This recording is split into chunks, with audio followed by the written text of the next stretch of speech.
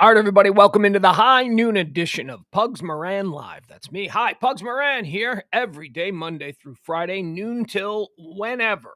Typically, that goes till 2 o'clock, sometimes a little bit longer. And might even some days be a little bit shorter. Hint, hint. Like today might be a little shorter. I don't know. There's just not a whole bunch happening. I got stuff I want to talk. I'll hang out. That's I'll say that. I'll hang out. We'll do the stuff. We get through all the headlines and all the trending topics and all the things that people are talking about. That's what we do each and every day here on High Noon. Consider it a cheat sheet for you, something to get you up to speed on everything that everybody's talking about. But there's just really not a whole lot of stuff. And if I'm being honest, which nobody in radio is ever allowed to be, it ain't gonna be a great show. I mean, it might. You never know. Weird things happen where, you think it's not going to be very good and it turns out to be good. But just on paper, I'm looking at this. I'm like, there's nothing for me to talk about here that really gets my juices flowing, if you know what I mean. And I say different than radio because I'm not gonna say we. I don't know if any of my former partner ever got this talking to, but I used to get talked to a lot. They used to go, "Hey man, when you're starting the show, don't say it's not going to be a great show. No matter what it's going to be, tell the people it's going to be a great show." And I'm like, why?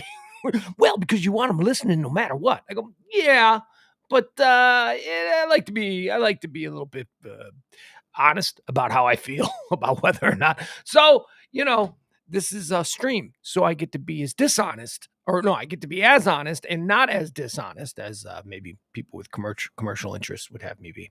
It's going to be fine. All right, here's what I'm going to say. It's going to be fine. It'll be fine. There is something wiggy with my settings here. I don't know. The screen looks funny. I don't know. Everything's like, is that 100%? 100% is right. I'm going to do a private chat. Hold on a sec. Give me a second here. We'll go down one. Why does 90% make it? 90% is bigger than 80% is even bigger than 100%. 75%. 67% is bigger. It's working in reverse. You know when you got your little percentage, your zoom percentage? 50% zoom is twice as big as 100% zoom. I don't know. I'm not going to question it. I'm just going to go to the one that looks normal. That looks normal for me. All right, this is the first of two streams that we do each and every day. We do the High Noon stream here. This is, I like to say, utilitarian, where we give you headlines, hot topics, all the things people are talking about. And then we come back at night and we do a thing called Pillow Talk. That's with myself and James Parker. It's Pugs and Parker present Pillow Talk on the Radio Misfits podcast platform. First things first. So last night we didn't do a pillow talk, and I could very easily just blame that on James Parker. I can go, that's Parker's fault because Parker had to do something else, so it was going to just be me. But it ain't James Parker's fault. I do this show by myself. There's no reason why I can't come back and do an hour by myself. But I'll tell you what happened, and I appreciate your support. I appreciate you understanding. I sent out a Facebook post and a Twitter tweet, I don't know, around 8 o'clock last night, saying that there would be no Pugs and Parker show that night. There wasn't going to be a pillow talk, and that I had things to do. And I did have things to do. I had a thing to do. Folks, y'all know I'm trying to live this new Spartan existence. I began for Lent. I started diet. I'm like on this crazy between 1,000, 1,200 calorie a day diet, which, to be honest with you, it ain't bad. It is not bad. I'm actually making it. It's actually fine. I'm looking forward to the times that I eat. It's fine. It is fine. I'm eating really good. Like I'm eating a lot of fresh fruit. No fruit. Can't have fruit. You can have one apple every 3 days. At least that's what the article you read said. Okay. But mostly it's like cucumbers and broccoli and green beans and, beans. I mean, a lot of beans. Which I have to tell you, I am out farting the dog 3-1 at night. The dog farts a lot. I don't know, something about the food the dog eats, and the dog farts all night long. But I am out farting the dog 3-1 with all these beans that I've been eating. However, last night, yesterday after the show, I ran out. I had to do my shopping, and So I'm doing this new thing. So I'm running. I'm trying to run 3 miles a day. So I'm doing this new thing where I'm running 3 miles a day as my exercise, and I'm eating really good. I'm more on that in a second. Nobody cares. Well, I do. I care, and it seems to be working. So I'm enthused about it. So I do this thing now, where I count steps. Like, they don't count for my runs, but I count steps. Like, I try to get like 4,000 just normal steps in every day, and then I run 3 miles, which gets me well above the 10,000 that you're supposed to get. So I go to the grocery store. The show ends yesterday. I go to the grocery store and I park in the very front. You usually go to the grocery store. You're like, I want to get the best spot because I'm fat and lazy.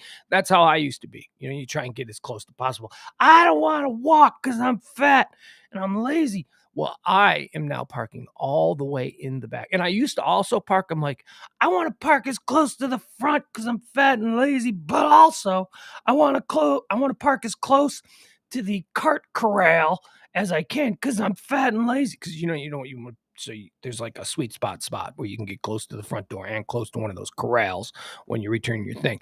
I parked in the furthest spot in the Kroger yesterday, the furthest manageable distance from a cart corral. So I'm just getting my steps in. So I got my steps in. I did my shopping. I bought my fresh vegetables. Eating a lot of mushrooms now. Mushrooms, they ain't good for nothing except filling you up. That's pretty much it. Mushrooms. I like them. I like mushrooms. Good for nothing. They're like zero. I don't know. There's some nutritional value to mushrooms, but not as much. They just fill you up and they taste good. Mushrooms don't taste like anything. Mushrooms sponge for whatever you're putting on them. That's true. So a little garlic salt and then some Italian dressing. I'm fine with them. All right. So I get my steps in and I come back from shopping and I'm exhausted and I'm like, ugh. So what do? I decide I'm going to sit that. Did you write? Did you write? Did you knock off a couple of bios in that book you've been working on now for a couple of years? No, I didn't. And I felt really bad about that. So I was like really like angry at myself. Although I was watching TV. So I quickly distracted myself from being angry and started watching whatever I was watching. And then I start putting a show together and I decide, okay, so we are on the eve of the Pillow Talk show. So I'm like, okay, we're on the eve of Women's International Women's Day. It might be a fun day for me to, go at it with James Parker on some women's issues. So I put this whole thing together and I'm like, okay, this is what we're going to do. We're going to do, we're going to expose James Parker for the misogynist that he is. And then I get a text from him like 6:30. Hey, I'm gonna be late today. I'm like, ugh. Well, that kind of screws up the show a little bit. And then I got like, oh, by the way, see, remember all this? I went shopping, I did my steps, but I didn't do my run. And I came home and I watched TV. And then I was like, I should go for a run. And I'm like, but it's kind of raining, and so I didn't do that. So I didn't get my run in, and James Parker calls and he says, I'm going to be late 6:30. I'm like, oh, okay, fine, whatever. We'll push the show back, or, we'll make it work. I can do a half hour by myself, and then you'll come in and I'll hammer you with all the women's issue stuff. Then like an hour later, I get another one from him. He's like, man, he goes, I'm not going to be able to make it at all. I'm like, now I'm upset with myself because I had this thing planned that I wanted to do. Again, this ain't James's fault. James has a life. James is doing stuff. I am fully capable of doing this by myself. It's just that last night I specifically had stuff planned that I'd worked on that I wanted to do with him, and I didn't get my run in. So then, like, after he tells me he's not going to be there, I'm like, ugh. All right, so now I gotta scrap this, and I gotta come up with a whole new thing that I'm gonna do here. I gotta table that for tomorrow. And then you know what I decided? I said, you know what? I go, I'm gonna go out and run. I'm gonna run for 3 hours, or I'm gonna run for my three miles. That's what I'm gonna do. It's dark out. Although I don't like to run in the dark, because the last time I ran in the dark a couple of months back, I slipped on a pecan that had fallen out of a tree and I sprained my ankle really bad. Ugh. So I don't like to run in the dark.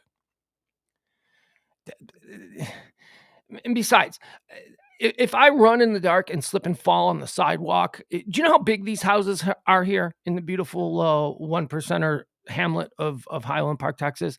No one's going to see me. I'm going to lay out there. You know who's going to find me? The maid the next morning when she comes in. She's going to find me there on the front lawn, like 100 yards from the front door of the house, because they all have these gigantic lawns.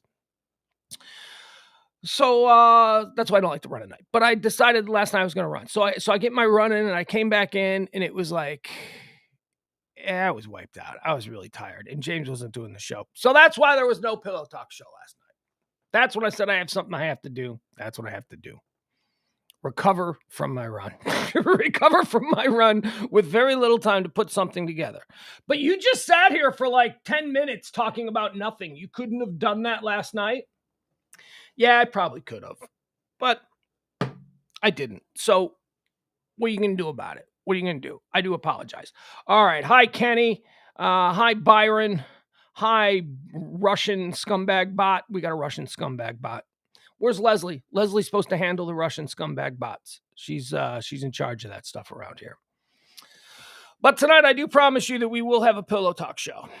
Like I said, I'm always like I said, I didn't say it. You didn't say anything. I have said in the past that I will always do this show. The noon show. The noon show is the one I really love. I mean, I like the Pillow Talk show too. Don't get me wrong. I like talking with Parker. But the noon show is the one that I really love. So I would never just cancel a noon show because I was too tired from running. Boy, I just said something that I probably shouldn't have. Because there's going to come a time when I'm going to cancel the noon show because I'm going to have a headache or I'm going to have the depression or something's going to be going on. You know, something's going to be like, But I will almost always do the noon show. I promise you that. Because we got to know. I like to do it too. This is, you think I'm just doing this because I'm so invested in making sure that the people who tune in and watch this stream are aware of all the hot topics. It's no. I do this for myself too. It's a way for me to stay. It's a way for me to stay up on everything. Oh, and also I'd like to point out that my Spartan existence, now 1 week, I've been on my Spartan existence for 1 week, which means waking up earlier, eating much better, writing every day, and running every day. And also working on another big project, which hopefully I'll have some news on shortly. It's paying off. It is paying off. I am wearing proof that it's paying off. I'm wearing a shirt that I've not been able to wear in like a couple of months. Well, I have worn it, but it's been tight and I've been hating it. And I had to like unbutton the bottom button because my belly was protruding and it was making it too. But now I can wear it. I can wear it without unbuttoning that button. So it's working. It's working. And in my history, this is the time when I quit. This is the time, the minute I see any kind of result from a diet or a new regimen, the minute I see a result, the minute I can fit into something that I couldn't fit into like a week before, I typically celebrate by going out and eating an entire pizza. I didn't do that. I did not do that. I'm just wearing the shirt and I'm going to have my cucumbers and my mushrooms and my carrots. And then I'm going to have green beans for dinner. And then I'm probably going to have like more mushrooms and carrots as a snack later. And I'm going to be fine. And I'm going to do my run. Although it seems a little bit gray out there. All right, so let's get into what today is. That's enough of my nonsense. That's enough about what's happening in my life. Let's talk about all the things that are happening in the world. Today is Tuesday, March the 8th. It is the 67th day of the year. 298 days remain until the end of the year. So as I say, get those New Year's Eve plans started. Russians trying to supplement force with foreign fighters. Sorry, breaking news. It's not breaking news. CNN, you're not breaking any news. We've known that for days. Stop calling it breaking news. All right, what's happened in this day? What is going on this day? Why is today, the 8th of March, such a dynamic and memorable day? Oh, crap, the dog. Gotta get the dog. Sorry, the dog is doing it to me. The dog is out there barking. Give me a second. It'll only be like 15 seconds. 15, 14, 13, 12, 11.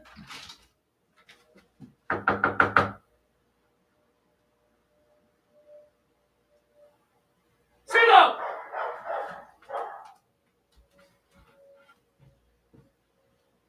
CeeLo, let's go. Come on. CeeLo. Come on. Come on. Come on. Let's go. Come on. Oh, you little fucker. Oh.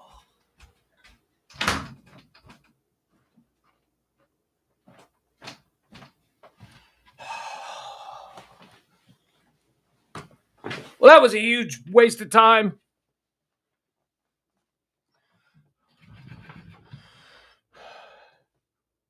Dog is out there fighting with squirrels. I thought she was on the back porch. Doesn't matter. She didn't want to come. She's now just gonna bark back there.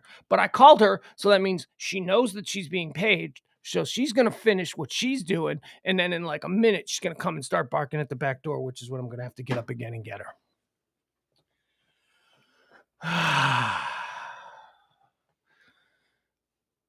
Her schedule. It's her schedule. It's what she's doing. She's like, hey, I'm busy here. I swear I'm gonna catch the squirrel. You're not gonna catch the squirrel, CeeLo. You're not gonna catch it. That squirrel knows exactly what it's doing. You know, the squirrels, they climb on the top of her pecan tree, and it's her tree. It's her tree. She pees on it. She sleeps under it. Squirrels live in it, but it's her tree. The squirrels climb to the top of the pecan tree, and they drop pecans down on her. And sure, you can say, well, that's just the natural occurrence of squirrels running across the branches. No, they're throwing them at her. They are throwing the pecans at her, and she gets hit. Why do they all land where she's laying? That's my thing. So, I'm not going to give that. I know what the squirrels are. I hate squirrels. Squirrels are a-holes. All right, on this day in 1936, guess what started? Yeah, Daytona Beach, the road course, opens up and holds its first stock car race ever. Oh, God. On this day in 1936. Can you hear her? Can you hear that dog? Can you hear that? It's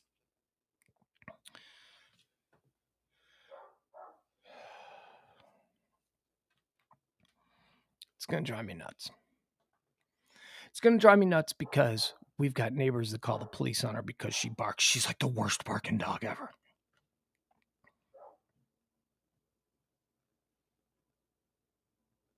All right, she stopped. And I'm just going to ignore it. Just as I said that, she started again. Daytona Beach, the road course, opened up today. It's the anniversary of the Daytona Beach racetrack. So there you go. Happy. I like racing. I'm not like a crazy NASCAR guy. I've been to a number of NASCAR races. They're cool. They're fun. I don't really pay attention to what's going on. It's like me going to a hockey game, unless it's a team that I like, Blackhawks. I don't really pay attention to the game, and I don't even like the Blackhawks. I don't really like hockey. All right, let's put it this way. It'd be like if I went to like a soccer game. If I went to a soccer game, I would just be there for the people that are there. I would be there for the snacks. I'd be there for the conversation. I'd be there for the hang. That's how I kind of was at NASCAR races. I mean, they're exciting, but it's just loud cars that look like cars that you'd see on the street racing in a circle for 500 miles. I don't really get it. I like the Formula One. I told you this yesterday. I am obsessed with the Formula One show, Drive to Survive. That was a show I was watching last night when I decided to pull the plug on the show. I'm like, I'm going to stop watching Drive to Survive. Formula One, Drive to Survive on Netflix. I'm going to stop watching this. I'm going to go out for my run, and I went out for my run. I like Formula One. I don't know why. The cars are so cool. The cars are like the cool cars. They're not like some Chevy Impala that the guy down the block has. The only thing NASCAR does is they soup them up and they paint them, but they're just like, that's a Toyota Corolla or, whatever. I'm like, the Formula One cars are badass. They look like missiles. They look like rockets. And I don't know. There's just something about the global aspect of Formula One, like just royalty and like cool ass European destinations, not this week we'll be in Alabama. It's like, ooh, really? You're racing in Monaco? Ooh, I want to see what Monaco looks like. And I also like road courses. I don't like the circle. I don't like when they just go in a circle. It's like, okay, so what is this? Left turns for 500 miles? I like the form. If you haven't seen it, and maybe you're not even a fan of racing, you don't have to be. I don't think you have to be, because I wasn't a big Formula One fan before I started watching. I knew what it was, and I was kind of interested in it. But yeah, so now I'm a freak. Now I'm a Formula One freak. I got my favorite team. I got my favorite drivers. I know who Lewis Hamilton is, and I have mad respect for Lewis Hamilton. All that stuff. So there you go. So happy birthday, Daytona Beach road course. I just shit on you for 5 minutes. let's see. I was sitting right here. How am I 20 minutes late? I don't know, James. How are you? 20 or Jefferson Glenn Wright the third? That's Jeff Glenn. He has to adopt fake names because he's a troll on social media and he keeps getting banned. So he has to create new. When is your ban up? Isn't he in your ban supposed to be up? His Facebook ban? It doesn't matter. I try to ask people to watch on YouTube, but they, it doesn't matter. You just nope, not gonna do it. Not gonna help you. Tomorrow. Oh, he's free. He gets freed. All right, what else happened on this day? More car-related stuff on this day in 1950. The iconic Volkswagen bus begins production. The Volkswagen bus. They're kind of cool, right? I mean, whenever you see one now, you're like, oh, is it ironic? They're ironic cool, right? Like they're not cool. Like there's no bus that's cool. Willie Nelson's tour bus is probably pretty cool. But buses, it's corny cool. Corny, iconic, ironic cool. So there you go. On this day in 1950, the Volkswagen bus began production. On this day in 1979, Philips Electronics demonstrated a new thing publicly for the first time, and it was called the compact disc player. Didn't you think that was a Japanese thing? I thought the Japanese invented the compact. They perfected it, right? The Walkman, the Sony disc player, the Discman, right? Wasn't that what it was called? I don't know. Apparently it's Phillips. In 1983, during the Cold War, while addressing a convention of evangelicals, U.S. President Ronald Reagan labels the Soviet Union an evil empire. Boy, oh boy, that's where it all started. And I don't mean the knowledge that the Soviet Union was the evil empire. I mean kowtowing to the evangelicals. That's where it started. It started with the very, very, in his personal life, liberal and progressive-minded Hollywood movie star. Ronald Reagan was having dinner parties with all of Nancy's gay friends in the 1960s. I mean, yeah, whatever. But it was, it was Reagan who first started courting the evangelicals, whom apparently they made a decision that, you could gin those people up. And here we are. So that happened on this day. U.S. President Ronald Reagan, during the Cold War, called the Soviet Union the evil empire. On this day in 2014, in one of aviation's greatest mysteries. Can you believe 2014, 8 years ago? 8 years ago today, the Malaysian airline disappeared. Remember that plane? It just disappeared. Carrying a total of 239 people, it disappeared en route to Kuala Lumpur. From Kuala Lumpur to Beijing. The fate of the flight remains unknown. How is that a thing? How is that a thing? A whole lot for me changed during the unrolling of that story. I would have thought on March 7th, 2014, March 7th, March 8th is when it happened. On March 7th, 2014, if someone had said, do you think it's possible for a commercial airline plane to just disappear and be gone forever? I'd have said, not without aliens being involved. Not without, not without some kind of supernatural. We know where these things are. We watch them. They're in the sky. They're everywhere. Yeah, the ocean is vast AF, but we know the ocean. There's no new part of the ocean, Byron. Byron's like, the ocean is vast AF. Yeah, it is. But there's no new part of the ocean. We know the ocean.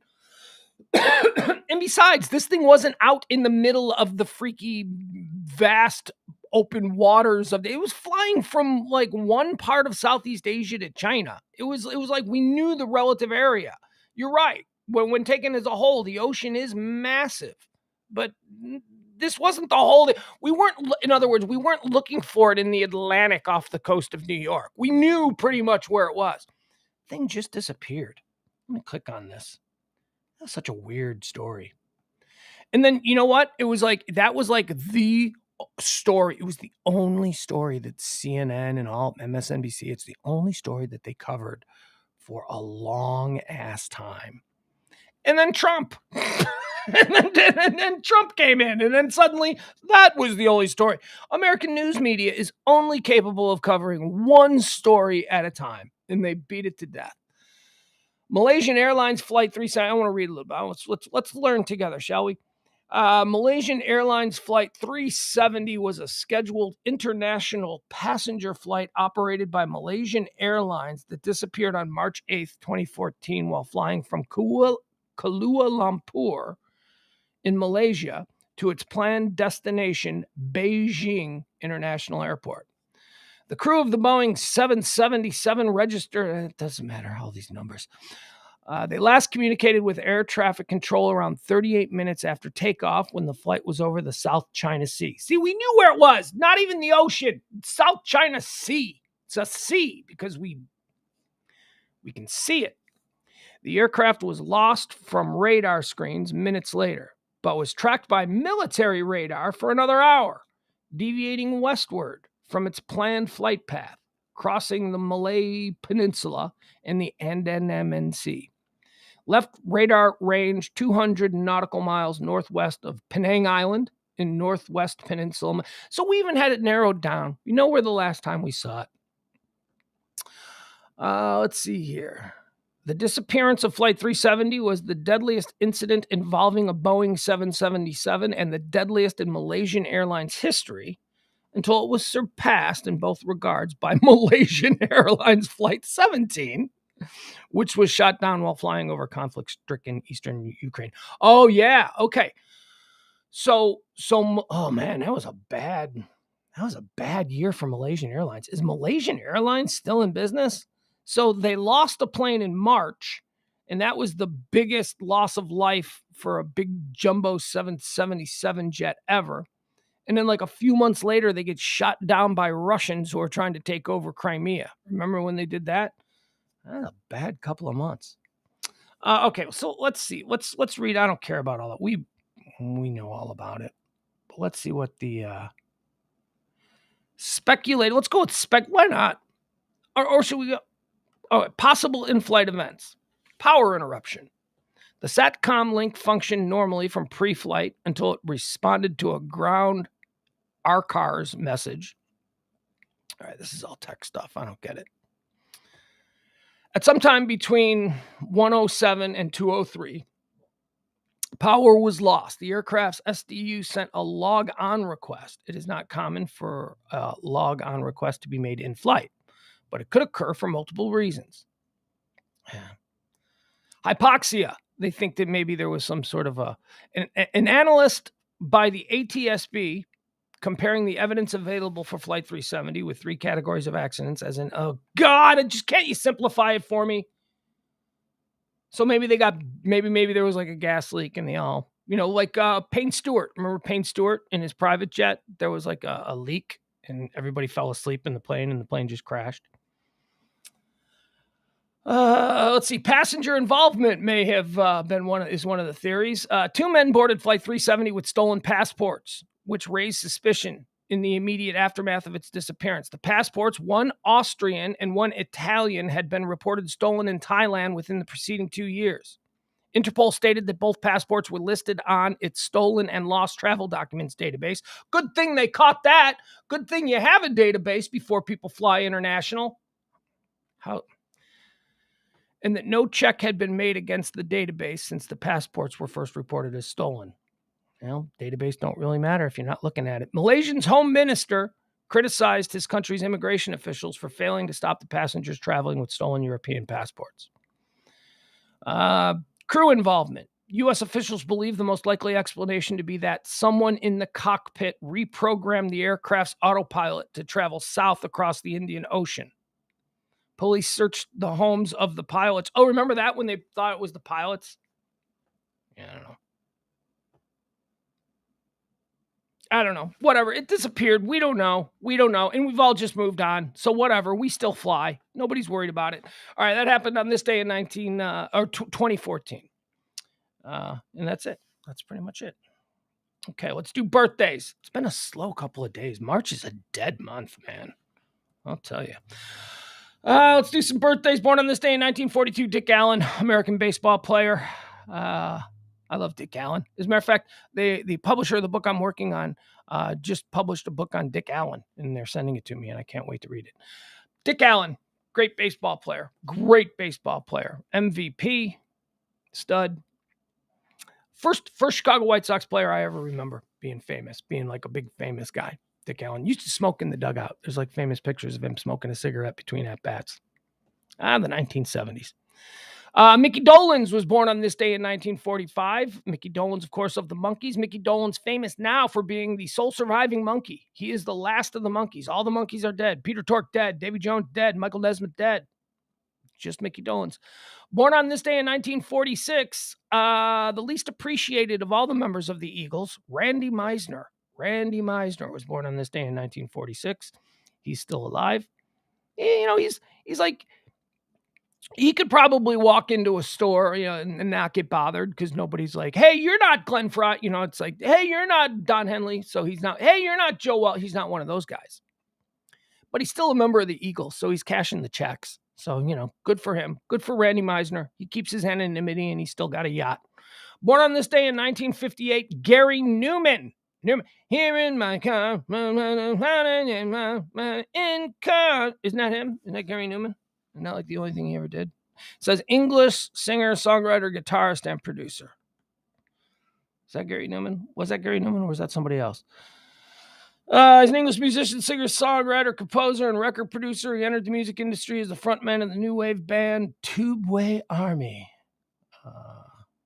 Cars. Yeah, that's him. That's all we need to know about Gary Newman. Here in my car. Born on this day in 1959, Irish-American actor Aidan Quinn. Who? Aidan Quinn. See the guy? Yeah, that's him. I like him. I like Aidan Quinn. He was in the movie, what's the movie that I like that he's in?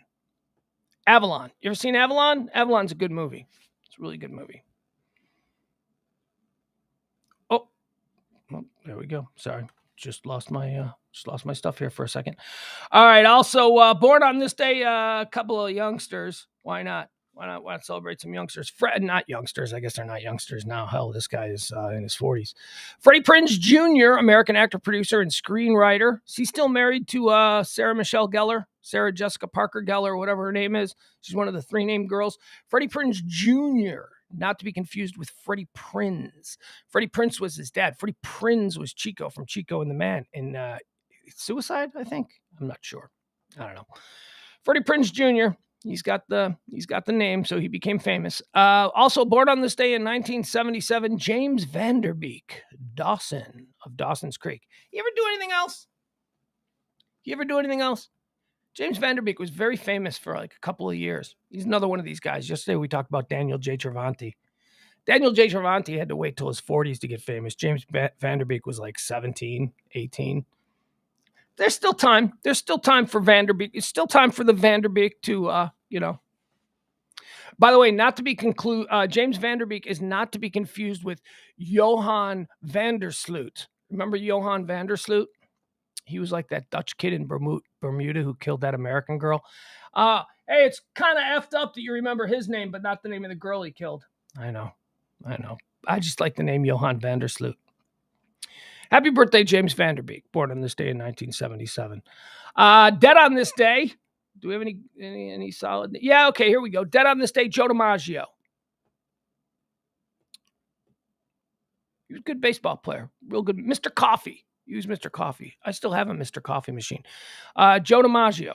Joe Dimaggio, they announced that he was dead in Congress like 3 years before he was actually dead. Like some congressman stood up and was like, I would like the attention. I would like to say that Joe Dimaggio has died. And Joe Dimaggio, like, apparently was watching it. Like, I guess he watched C-SPAN or something, because I don't know how that was. Anyway, that's the story. The story goes that Joe Dimaggio watched Congress talk about him being dead when he wasn't dead. And then he did die. And I don't even know if they mentioned it. Also dead on this day in 2015. Here's a big one. This one sucked, man. Sam Simon. Sam Simon was only 59 years old. Who's Sam Simon? Cheers. He was a writer on Cheers, one of the great writers on Cheers, one of the producers of Cheers. The Simpsons, man. Come on. How can you watch an episode of The Simpsons and not know the name Al Jean Sam Simon? I mean, they're right there with Matt Groening, whatever. Sam Simon. Here, Let's poke around Sam Simon. Let's see what Sam Simon, because Sam Simon did a lot of really cool stuff. Super successful comedy writer, and was an American director, producer, writer, animal rights activist, and philanthropist who co-developed the television series The Simpsons. What else did he do? He regularly appeared on Howard Stern's radio shows. Yeah, he was good on Howard Stern. Simon was diagnosed with terminal colorectal cancer in 2012 and given only 3 to 6 months to live. Simon died on March 8th, 2015. Oh, look at that. He had 3 years. He was given 3 to 6 months and he lived 3 years. It's good for him. He bequeathed his over $100 million estate to various charities that he actively supported during his lifetime. All right. So The Simpsons. Let's see. What's some of the other things he did? He did a whole bunch of good stuff. The Simpsons, The Gary Shandling Show, Cheers, partnered with James L. Brooks on a number of shows. That's really all we need. That's good enough. That is really good enough. That's more than enough. All right, Sam Simon died on this day in 2015. He was great. Also died on this day in 2016. Another guy that was great, George Martin, the Beatles producer. And a lot of people go, I'm the fifth Beatle. Nah, you're not. Natalie Holloway. Thank you, Jeff Glenn. Jeff Glenn just helped me out there. Johan van der Sloot killed Natalie Holloway. I knew the name Johan van der Sloot, but I've forgotten the name Natalie Holloway. That's because I'm a piece of garbage. I shouldn't do that. George Martin, the fifth Beatle. That's right. If anyone can claim that title, it's George Martin. He did more to form that band in the very early moments. He made them. He's the guy. Well, I don't need to go into George Martin. There's enough of documentaries about his greatness. George Martin died on this day in 2016. English composer, conductor, and producer, most famous for producing the Beatles. Produced other people too. Also died on this day. Now this one, I don't know if anybody knows who this is. I know who this is, and he got a write-up, so why not mention it? Died on this day in 2019, Marshall Brodeen. Do any of you Gen X kids, do you know who Marshall Brodeen is? Because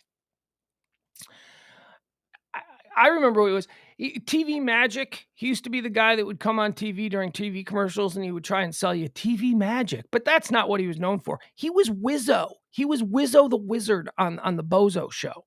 And here's why I don't know if anybody knows him. Because I know people say that the Bozo Show was national. It was a national show.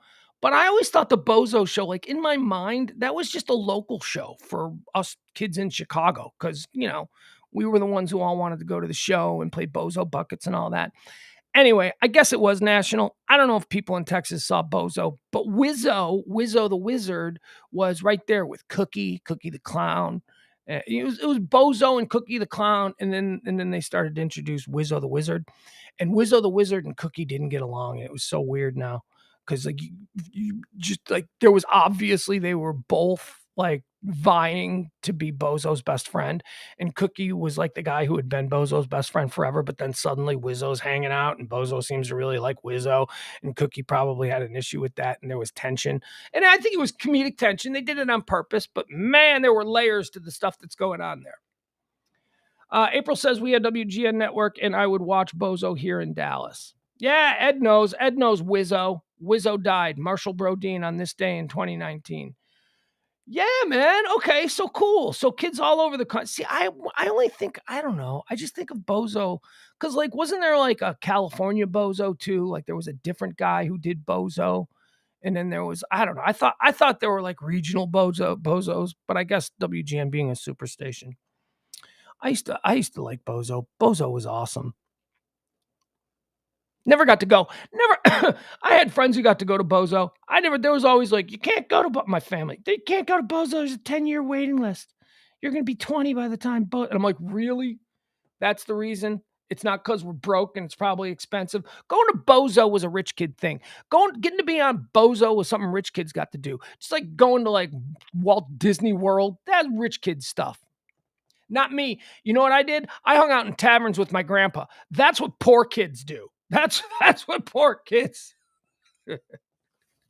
I threw rocks at ducks while my grandpa drank in a bar. That's what I did. That was my childhood. I didn't get to go to Bozo. I had friends who went to Bozo and became like celebrities. Like then the day after they were on Bozo, they'd show up at school and be like, "Did you see me? I was waving. I was in the crowd. I was like 5 away from the arrow." You know, remember the arrow used to go, and it would go. The arrow would go all through the crowd, and then and it would like stop on a kid, and the kid would be like, "Ah, I'm a celebrity in my school now." All right, so there you go. Those are the people that died today. Joe Dimaggio, Sam Simon, George Martin, and Wizzo. Doody. Ed says, my mom ordered tickets when I was 1. I was 7 or 8 when I finally went. Rich kid. Stupid rich kid.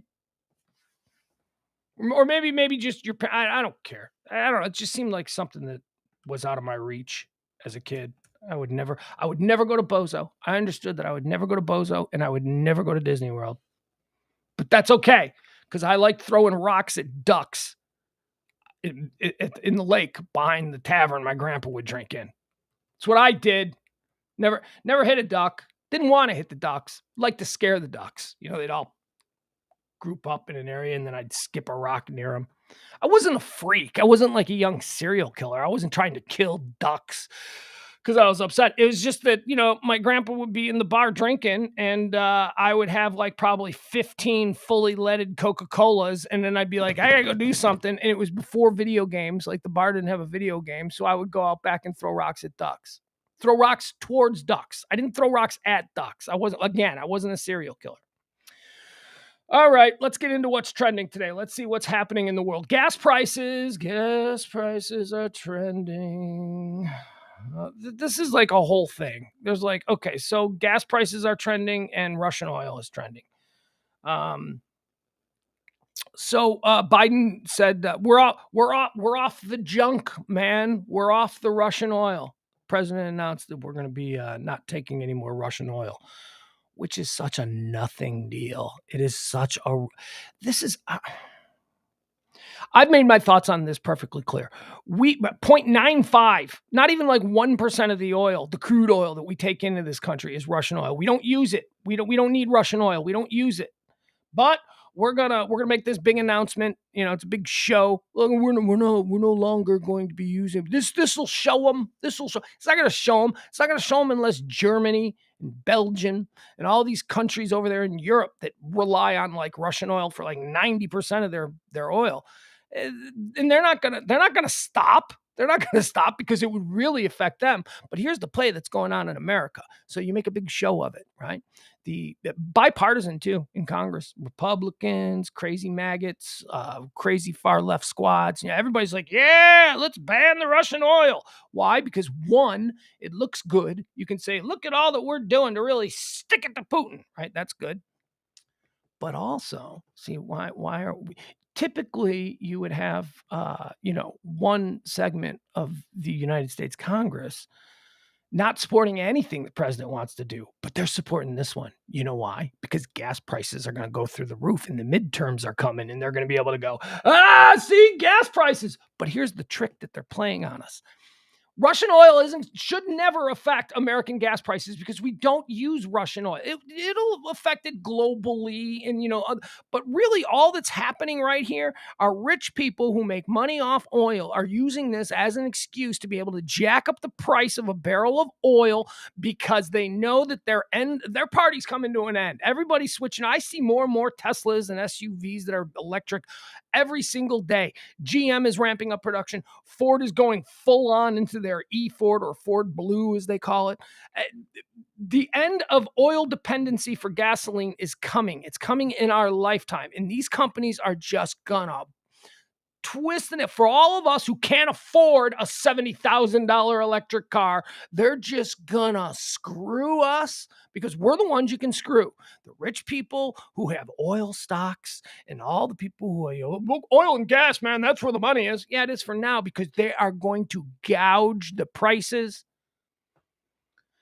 We produce more than enough oil to cover our needs. We do. We really do. But we don't use our oil. We don't. You know why? You know why we don't use our oil? We could use our own oil and we could have like 50 cents a gallon gas prices.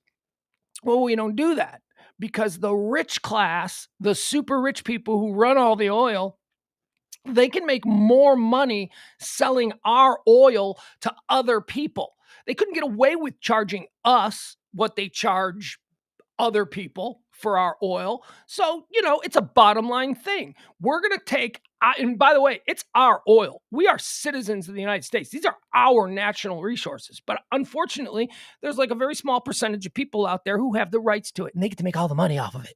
And it'll benefit the country in other ways. Trickle down. But they don't do that. See, they take all of our oil out of our ground and then they sell it at jacked up prices to other people who are willing to pay ridiculous amounts for it because, see, they don't have oil.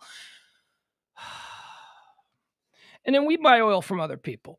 And it's like, screw you, screw the American consumer, screw the guy. Oh, but then there's the other side. Well, but we could totally do it both. All we have to do is drill more. No, don't drill for oil. Yes, drill for oil. My God. We got about 20 years left of this BS. Suck it all out of the ground, I say. Suck it all out of the ground. Then make the rich people happy. They can keep selling their stupid oil to the people who are willing to pay a premium for it, and we can still get our own oil at cheaper prices. It's a shell game. It's another one of these shell games. And I'm not even going to look at the chat room because there's going to be people making excuses because they've been programmed for 20 years to make excuses for the billionaire class, who are the only people who reap the benefits of all the oil that we have. We produce more than enough oil, but we sell it. We sell it because we're all about the rich people getting richer. We're all about them being able to make as much money off of our natural resources. Rich Americans get richer selling our resources, while we get stuck buying $5 a gallon gasoline. So pissed off. So that's Russian oil. Why are gas prices rising so quickly? That's a question being asked under the gas price. Well, here's why. Because rich people need to make as much money as they can right now off of oil, and they don't mind sticking it to us. Bill Falk says, I'm sick of seeing the I did that stickers at the pump. I don't know. What does that mean? I don't know that I've ever seen it.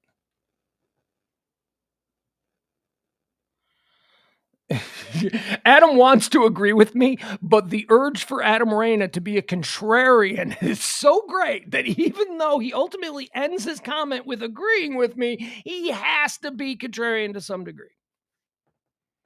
It is true, though. It is true. The middle class, we get screwed over. We get screwed over on everything.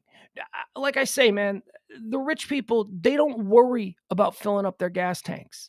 Only people like you and I do. Only you and I wince when we go and fill up our tank and it costs $100 to fill up our tank. That's something that affects us. That doesn't affect a dude with his Ferrari or, it's fine by me. Gas prices only affect us. That's all I'll say. And they have been willing, and then this is, I just wish we could have a sticks and stones uprising where we just go after the rich people, where we just say enough. Well, capitalism, though, you need to be afraid. See, what we do in this country is we suffer from what's known as the mansion on the hill syndrome. The mansion on the hill syndrome is the theory that everybody's done this. When you're a young man, maybe you're out there with your fiance and you're driving around at night. And what do? You go drive through the rich neighborhoods. You drive through the rich neighborhoods and you look at that mansion on the hill and you say to yourself, one day, you and me, baby, we'll have that mansion on the hill. That's going to be us. So from that point forward, those people who never get that mansion on the hill, but from that point forward, they start relating to the people in the mansion on the hill because that's what they want to be. They want to be those people. If we want to be those people, we got to start thinking like those people. So people who make no money and do nothing but get victimized by these rich people end up voting for shit that supports rich people because one day we're gonna be rich. That's the mansion on the hill theory, philosophy. syndrome, whatever you want to call it. But it's true. Everybody does that. People vote against their best interests because they don't vote to support the lifestyle they're currently in. They support their aspirationals. They support the things they want to be. I know I'm trailer trash, but I want to be rich one day. And I listen to rich people because I want to be like them and I want to talk like them and I want to be accepted by them. And one day, darn it, if I just work hard and pull myself up by the bootstraps, I'm going to be. No, you're not. No, you're not. Only in America where you can start from nothing to make. Yeah, do you know what the percentage of people who start from nothing and then become billionaires is? You could probably name them on your hand. There's probably everybody. It doesn't happen for everybody. It happens for like less than 1% of people? Only in America. No, stop it. The vast majority of us have a string of small businesses that fail throughout our life. And we die alone and poor in an apartment with no heat, eating cat food. I got no problem with rich people. I don't. If you made it on your own, you actually came up with an idea that moves society forward, you should be able to reap the benefits of that. That's what this country's about. But that's not the bulk of rich people in this country. The bulk of rich people in this country have generational wealth. They're people who really didn't do anything. The people who pull all the strings, who control everything, these are people whose great-grandfathers did things. And when I was 15, I knew that one day I would be ascending to the presidency of the chain of banks that my great-grandfather started. Screw those people. Those are the people we need to come after. I talk about the Sacklers, the pharmaceutical people, the Sacklers. There ain't a living Sackler that ever did anything. The Sacklers started a grocery store in Brooklyn in like 1920, and they started selling prescription meds from they started a pharmacy. And it was like one of the first. So like the great-great-grandparents of the Sacklers actually busted their ass, had a good idea to deliver medicines to people in Brooklyn, and they made money and they built a company. And now you got Oxycontin and you've got an opioid epidemic in this country because their great-great-great-grandson, who did nothing but go to private schools and drive fast cars his whole life, decided he wanted more.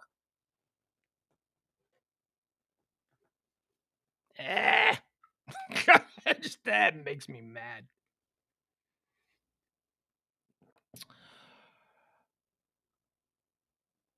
Okay, so we got another North Texas guy guilty in in a January 6th thing. Yeah, it looks like it. All right, I'll get to that. If that starts trending, I'll find it. All right, so gas prices. Let's check on gas prices here. I'm all jacked up. All right, let's see what's happening here. Is this, I was going to look at Gas Buddy. Why are gas prices rising so quickly, and how high are they expected to get? Stop with your bullshit reasons. Gas prices are rising so quickly because they see an opportunity to make money off of us, because nobody wants to ride a bus. And nobody wants to carpool. Nobody wants to drive into work their last 30 minutes of peace and quiet in the morning. They like that to themselves. We're not going to do that stuff. As the national average for a regular gallon of gas broke the all-time record in the United States on Tuesday, many are wondering how long the surge may continue and when prices at the pump will finally drop. The dramatic rise in cost has sent drivers into a frenzy. Gas Buddy, the popular fuel-saving app that gives users the cost of gas in their area, had its online services go down temporarily on Monday because of record-breaking traffic. As of Tuesday morning, the average cost of a gallon of gas in the country was $4.17. According to the AAA, the price is up about 10 cents from Monday and more than 50 cents from last week. Here's what we know about gas prices and what to expect next. Here's what we know. Rich people who control the gas supply are assholes, and we need to drag them in the streets and beat them with baseball bats. And here's what to expect. Gas to get real expensive. There are a few factors. I don't care. I don't care about the few factors. We know what the factors are. We have plenty of gas in this country. We can supply our own people. Ugh. It's just that we have a very large population, a large group of the population in this country who will do nothing but defend the billionaire class. They don't even know they're doing it. The whole purpose of Fox News, the whole purpose of Fox News is to program people into defending the billionaire class. all of the subjects that are covered, all of the don't want to get into it. It's pretty much all like that, though. You can't say that CNN doesn't dabble in that area. MSNBC doesn't. MSNBC is pretty much.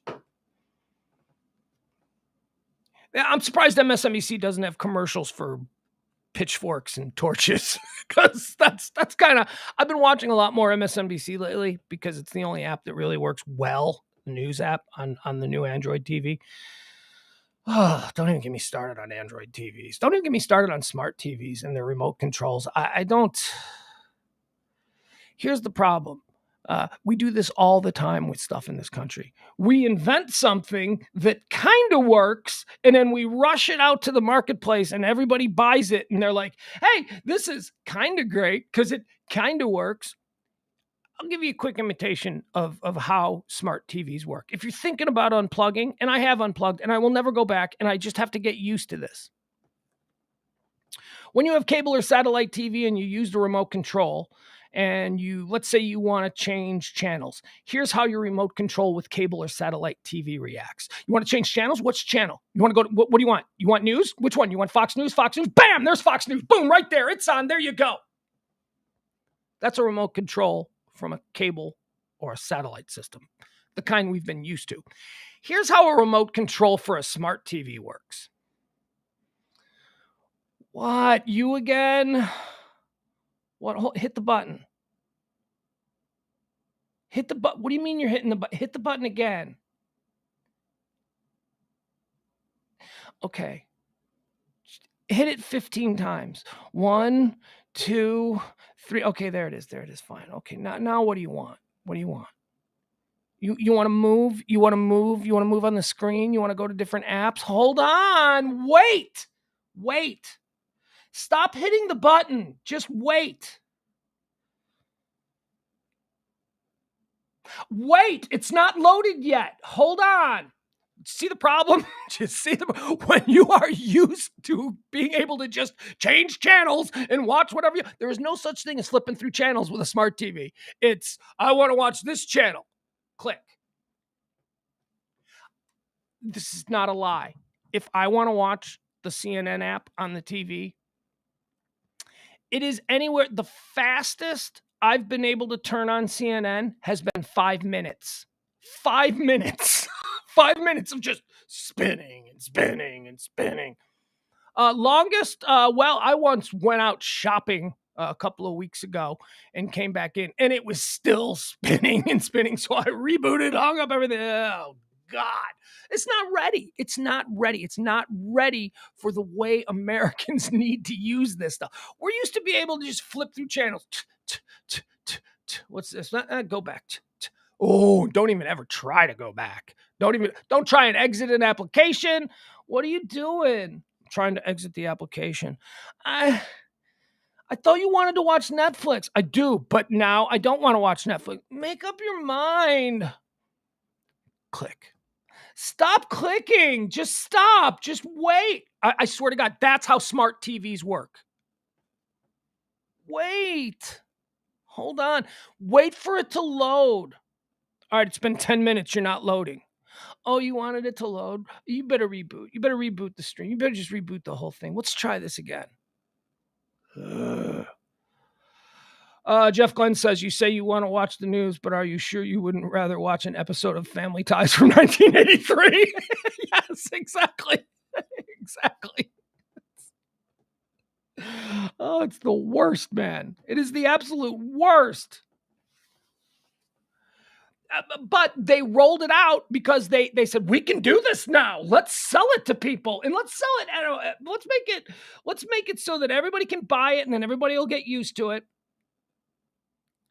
We are 10 years away. We are easily 10 years away from being able to change channels on a smart TV the way we've been indoctrinated that we should be able to change channels with cable or satellite or whatever. Click, click, click, click, click, click, click, click, click. You ever try to scroll through something on a smart TV? I mean, look, I guess if you don't want to pay $200 a month for cable and satellite anymore, it's saving you like $150 I guess that's the trade-off. But I'm just saying we're not ready. We rolled it out. We're not ready. All right, let me check Gas Buddy here. Let's see what the prices are in Texas. Texas is one of the cheapest states in the nation for gas. I knew that when I lived in Illinois, and I'd always look forward to the drive down to Texas because I knew I could just fill up one super expensive tank of gas in Illinois, and that would get me down to like Arkansas, like the border of Arkansas, Missouri. And then gas prices would like drop like 50%. And then as you would move across towards Texas, they would get cheaper and cheaper. All right, let's see here. The most expensive gas in the nation right now is still $6.99. That's in Los Angeles. I don't know why Los Angeles is so expensive. They're a port city. They're right there. Let's look at Dallas. Let's see what we're dealing with here in Dallas. Regular fuel prices. All right, so these are like $3.49, right? That's the cheapest. The cheapest gas in town is $3.49. That's at a Shamrock and Wiley. Well, there's also Pilot Point. Flying J at on Bonneview Road is $3.55. Yeah, we're in the 350s and 60s pretty consistently. Valero, there's a Valero for $3.85. That ain't good. All right, so let's see what the lowest price here is. $3.49 is like the $4.09. Dustin says $4.09 at Racetrack in Little Elm today. Oh my God. Adam, you're just an old man. You got to learn how to use it. Roku is good. First of all, Adam, you're like just a couple of years younger than me, so let's back off the I'm an old man thing. It's like no, it's not. You've just bought into it. You've bought into it, and you refuse to go back. I'm not going back. Ain't nobody going back. Ain't nobody gonna replug. Okay, I'm just saying it doesn't work as well as the cable. Doesn't work as well as a satellite. It doesn't. That's a fact. And yet you're still arguing it. It's a fact. A fact is me trying to say F you and it's a fact at the same time. All right, let's check out.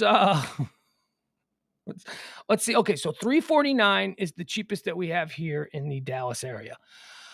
Let's check on New York. Let's see what's the cheapest in New York. All right, there we go. New York City. Let's see. Okay.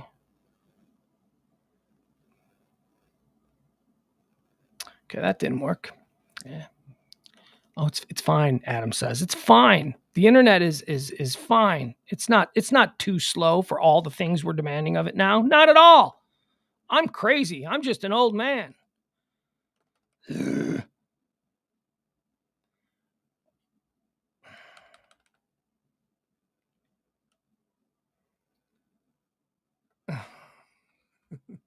This is insane. It's never mind. Just never mind. And now the page is locked.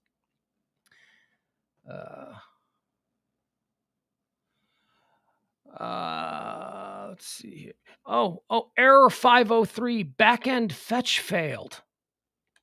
Thanks. Because we all know what a backend fetch is. Oh, you know what that might be? This might be the problems. This might be with Gas Buddy. Because Gas Buddy has been having problems for a couple of days now because everybody's looking for the cheapest. Yeah, Gas Buddy is down, at least on my end. We'll just go with that. Okay, let's move on because there's sex and space to be talked about. But first, it is International Women's Day. International Women's Day is being celebrated today. Oh, I didn't do what today is. Here, let's before we really drill down on International Women's Day. Let's see what else is today. Today is the cool ass day of. Hold on. I gotta pull this up. All right, here we go. Why is today, March the 8th, such an interesting day?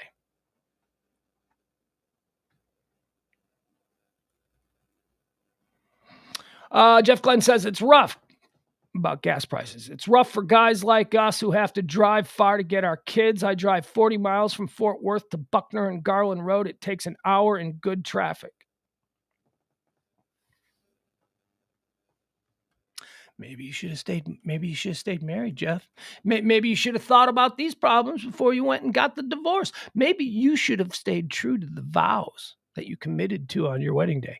My buddy Tom says, I pay $8 a month for 5,000 channels with IPTV, worth a bit of buffering. Yeah, well, that's the thing. That's the trade-off. You've got to... At some point, we're not going to have this level of buffering. Like in 20 years, we're going to be old. The good news is that when we're old men and we're really taking our TV very seriously, we'll be able to sit in that chair and probably be able to channel surf the way we once did with cable and internet, or cable and satellite TV. But right now, no. Right now, no. If you were like an 80-year-old person trying to save money and you decided to go with a smart TV, no way. No way. It's too frustrating. The tech ain't there yet. We don't have enough juice coming through on the internets. It's not fast enough. Okay, today's International Women's Day. It's National Oregon Day. It's National Peanut Cluster Day, and it's National Proofreading Day. Boy, I'll tell you, all the people who post news stories up to the internet, they should really lean hard into National Proofreading Day, because there are more mistakes than ever before. Okay, so let's get into the whole National Women's Day. Today's International Women's Day. It's a big deal. Did Google do a Google Doodle? Did they honor one woman, or is Google Doodle doing like just a tap out where they're just women in general? Let's see here. Is Google going to shine a spotlight on some woman nobody has ever heard of before, so that Google can be like, oh, you've never heard of Esperanza de la Lopez de Perez? Really? Well, she perfected. Oh, shut up. Stop it. Oh, yeah, it is. Google Doodle. It's just a whole bunch of women from around the world. Let's see. You got a woman with an afro. You got a woman with a gray afro. You got an Indian woman. You got what looks like a Hindu woman. Then you got what looks like a lesbian woman. Then you got what looks like a Ukrainian babushka grandma type woman. Then you got Justin Bieber looking woman. Then you got another woman who's wearing a burqa. Then you got an African woman with the neck rings. Then you got another kind of... Hey, Google Doodle, don't change. I'm going through all the women you're focusing on. I have now gone through 1, 2, 3, 4, 5, 6, 7, 8, 9, 10, 11, 12, 13, 14 Asian women, 16, 17, another Asian woman, 19, 20. Don't know what that is, 21. Okay, so I had to get to 22 representations of women before Google decided to show a girl with blonde hair. Inclusivity. Okay, that's fine. That's fine. I got 3 different kinds of women in burqas before we could get to a woman with blonde hair being depicted in the Google Women's Tribute. There was literally a woman with a Justin Bieber haircut. I suppose that could represent Caucasian women, but yeah, no, we had to go 1, 2, 3, 4. Oh, Jesus. Everybody's trying so hard. Yeah, everybody's trying so hard. It's International Women's Day. It is. It's for all women. And okay, let me just look at this. All right, so let me see how many of these women. And there's nothing wrong with this. I mean, we're making up for centuries of not ever even noticing brown-skinned women. But they're 1, 2, 3, 4, 5, 6, 7, 8, 9, 10, 11, 12, 13, 14, 15, 16, 17, 18, 19, 20, 21, 22, 23, 24, 25, 26, 27, 28, 29, 30, 31, 32. 32 representations of women.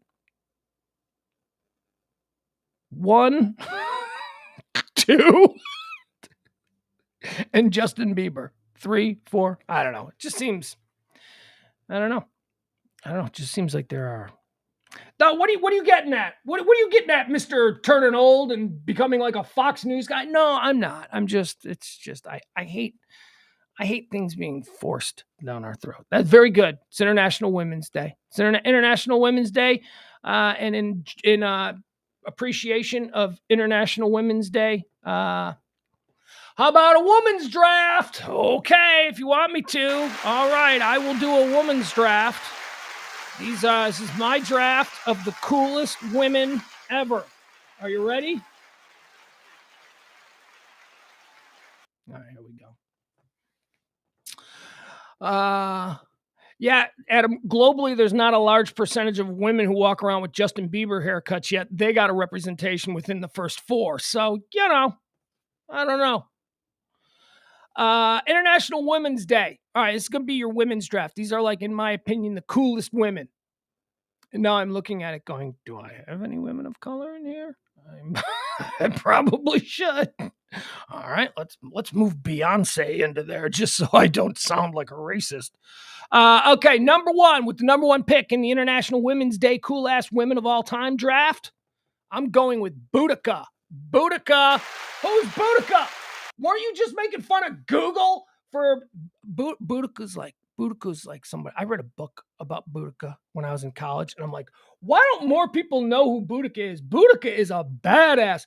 Boudica was a Celtic queen who was like the only tribal queen, the only tribal leader that had the cojones to actually go up against the Romans. And she rallied her army and she defended the homeland against the Roman invaders, and she got killed. She got wiped out. That's probably why. That's probably why all the other guys who were kings and tribal leaders were like, "Yeah, no, we're not going up against the Romans." And she's like, "No, I think we should go up against." Anyway, she's a really cool woman, and I can't believe there has never been like a cool ass movie about Boudica. Anyway. Boudica is my number 1 pick. The number 2 pick in the International Women's Draft, coolest woman of all time, Joan of Arc. Joan of Arc. Joan of Arc was a badass. You ever seen that Joan of Arc movie? I went and saw that movie with like 4 friends like 30 years ago or something. Was that the one with, who was in the Joan of Arc movie that I like? I don't even remember. I went with like 4 friends and they were all like, this movie sucked. And I'm like, no, man, this movie was cool. That chick was determined. You'll notice something. Everyone told Joan of Arc that she shouldn't do this thing, and she did it anyway, and she paid for it. Probably the advisors were right if she wanted to live, but she didn't. She sacrificed herself, and Joan of Arc was a pretty cool person. So there you go, Boudica and Joan of Arc. If they had only listened to the men in their lives, they would still be alive. Boudica and Joan of Arc, 1 and 2 in my cool ass women. With the number 3 pick in the International Women's Day draft, Pugs Moran Live High Noon Show selects Sacagawea. Sacagawea. Out of the Shoshone tribe.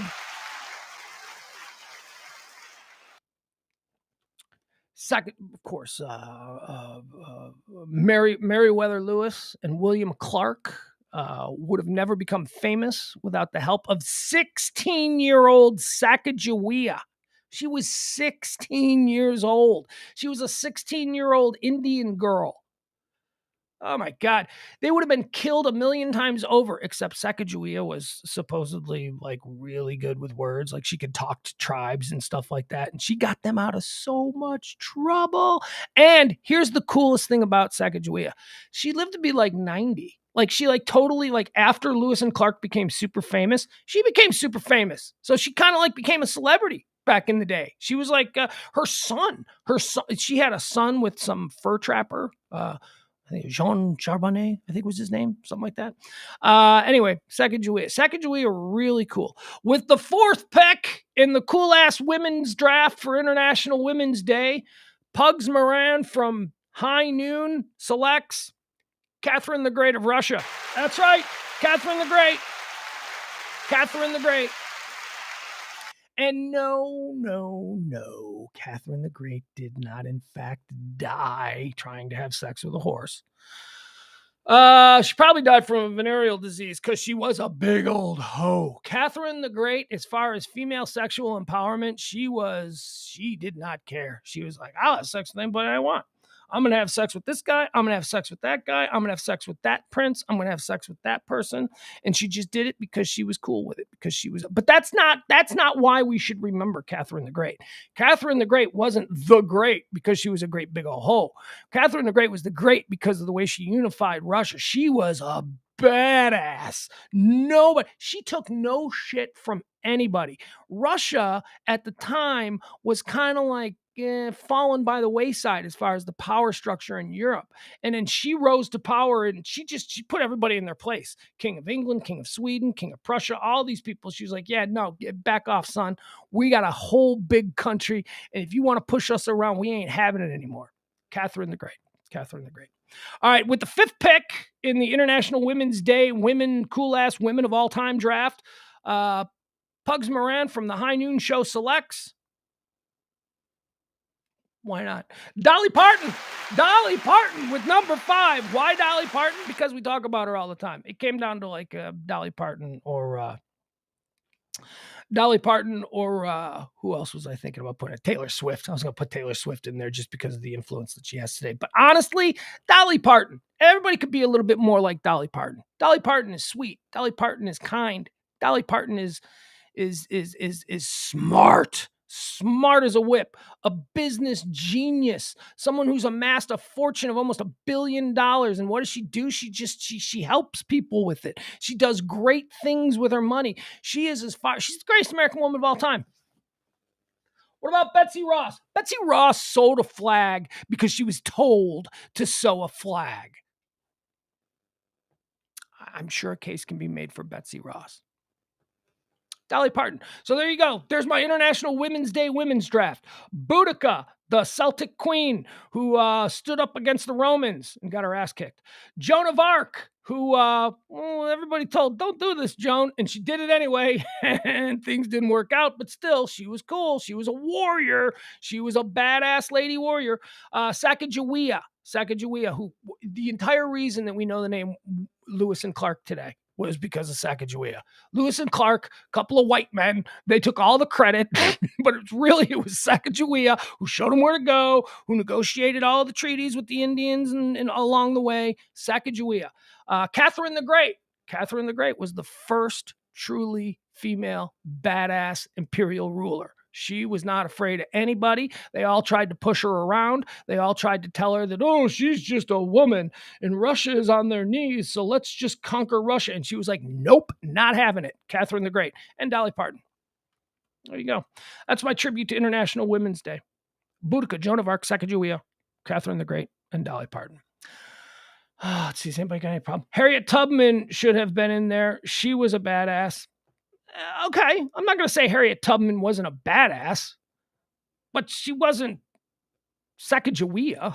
Harriet Tubman's a great woman, a fantastic woman, but I only had a 5-round draft. If you want to try and make the case for Harriet Tubman on International Women's Day over, all right, maybe Boudica doesn't belong there, but it's my first pick and it's my draft, and I happen to be a big fan of Boudica. So MFK of those? MFK, what is MFK? I don't know what MFK means. April, what does MFK mean? I mean, you guys can throw out any number of women. No, Rob Barr, not Princess Diana. She wouldn't even make the top 100. Princess Diana. Are you kidding me? She's no Sacagawea. She didn't walk barefoot to the Pacific Ocean carrying a baby.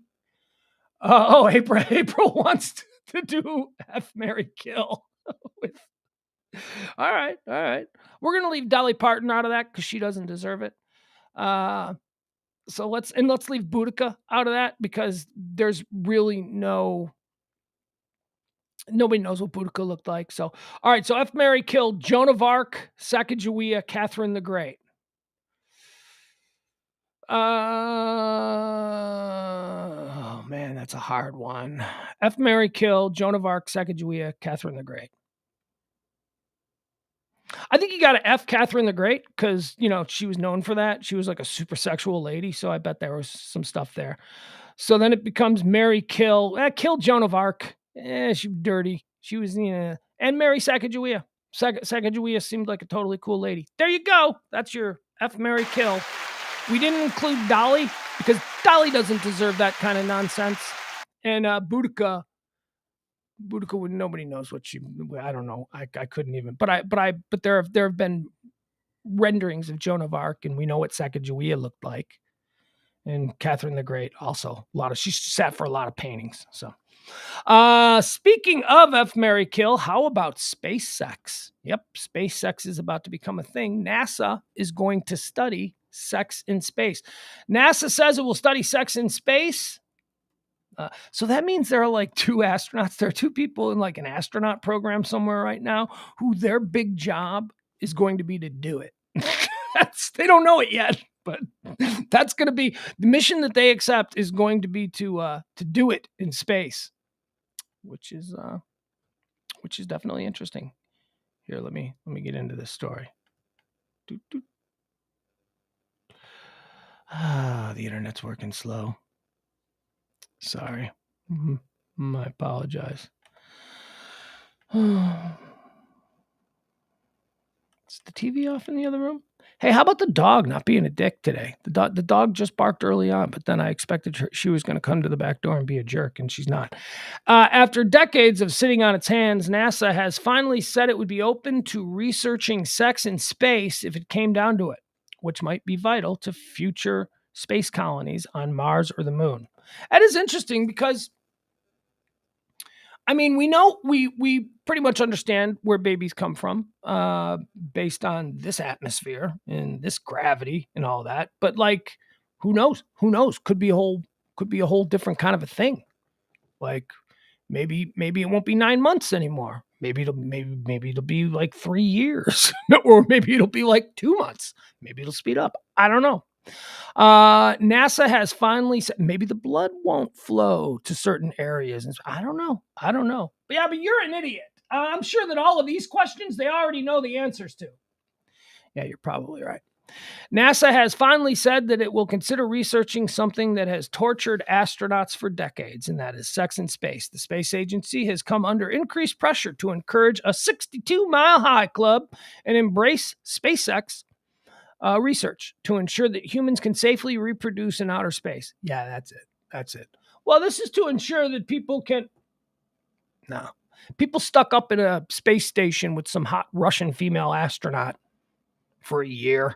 You know, they're like, hey, can we study sex in space yet?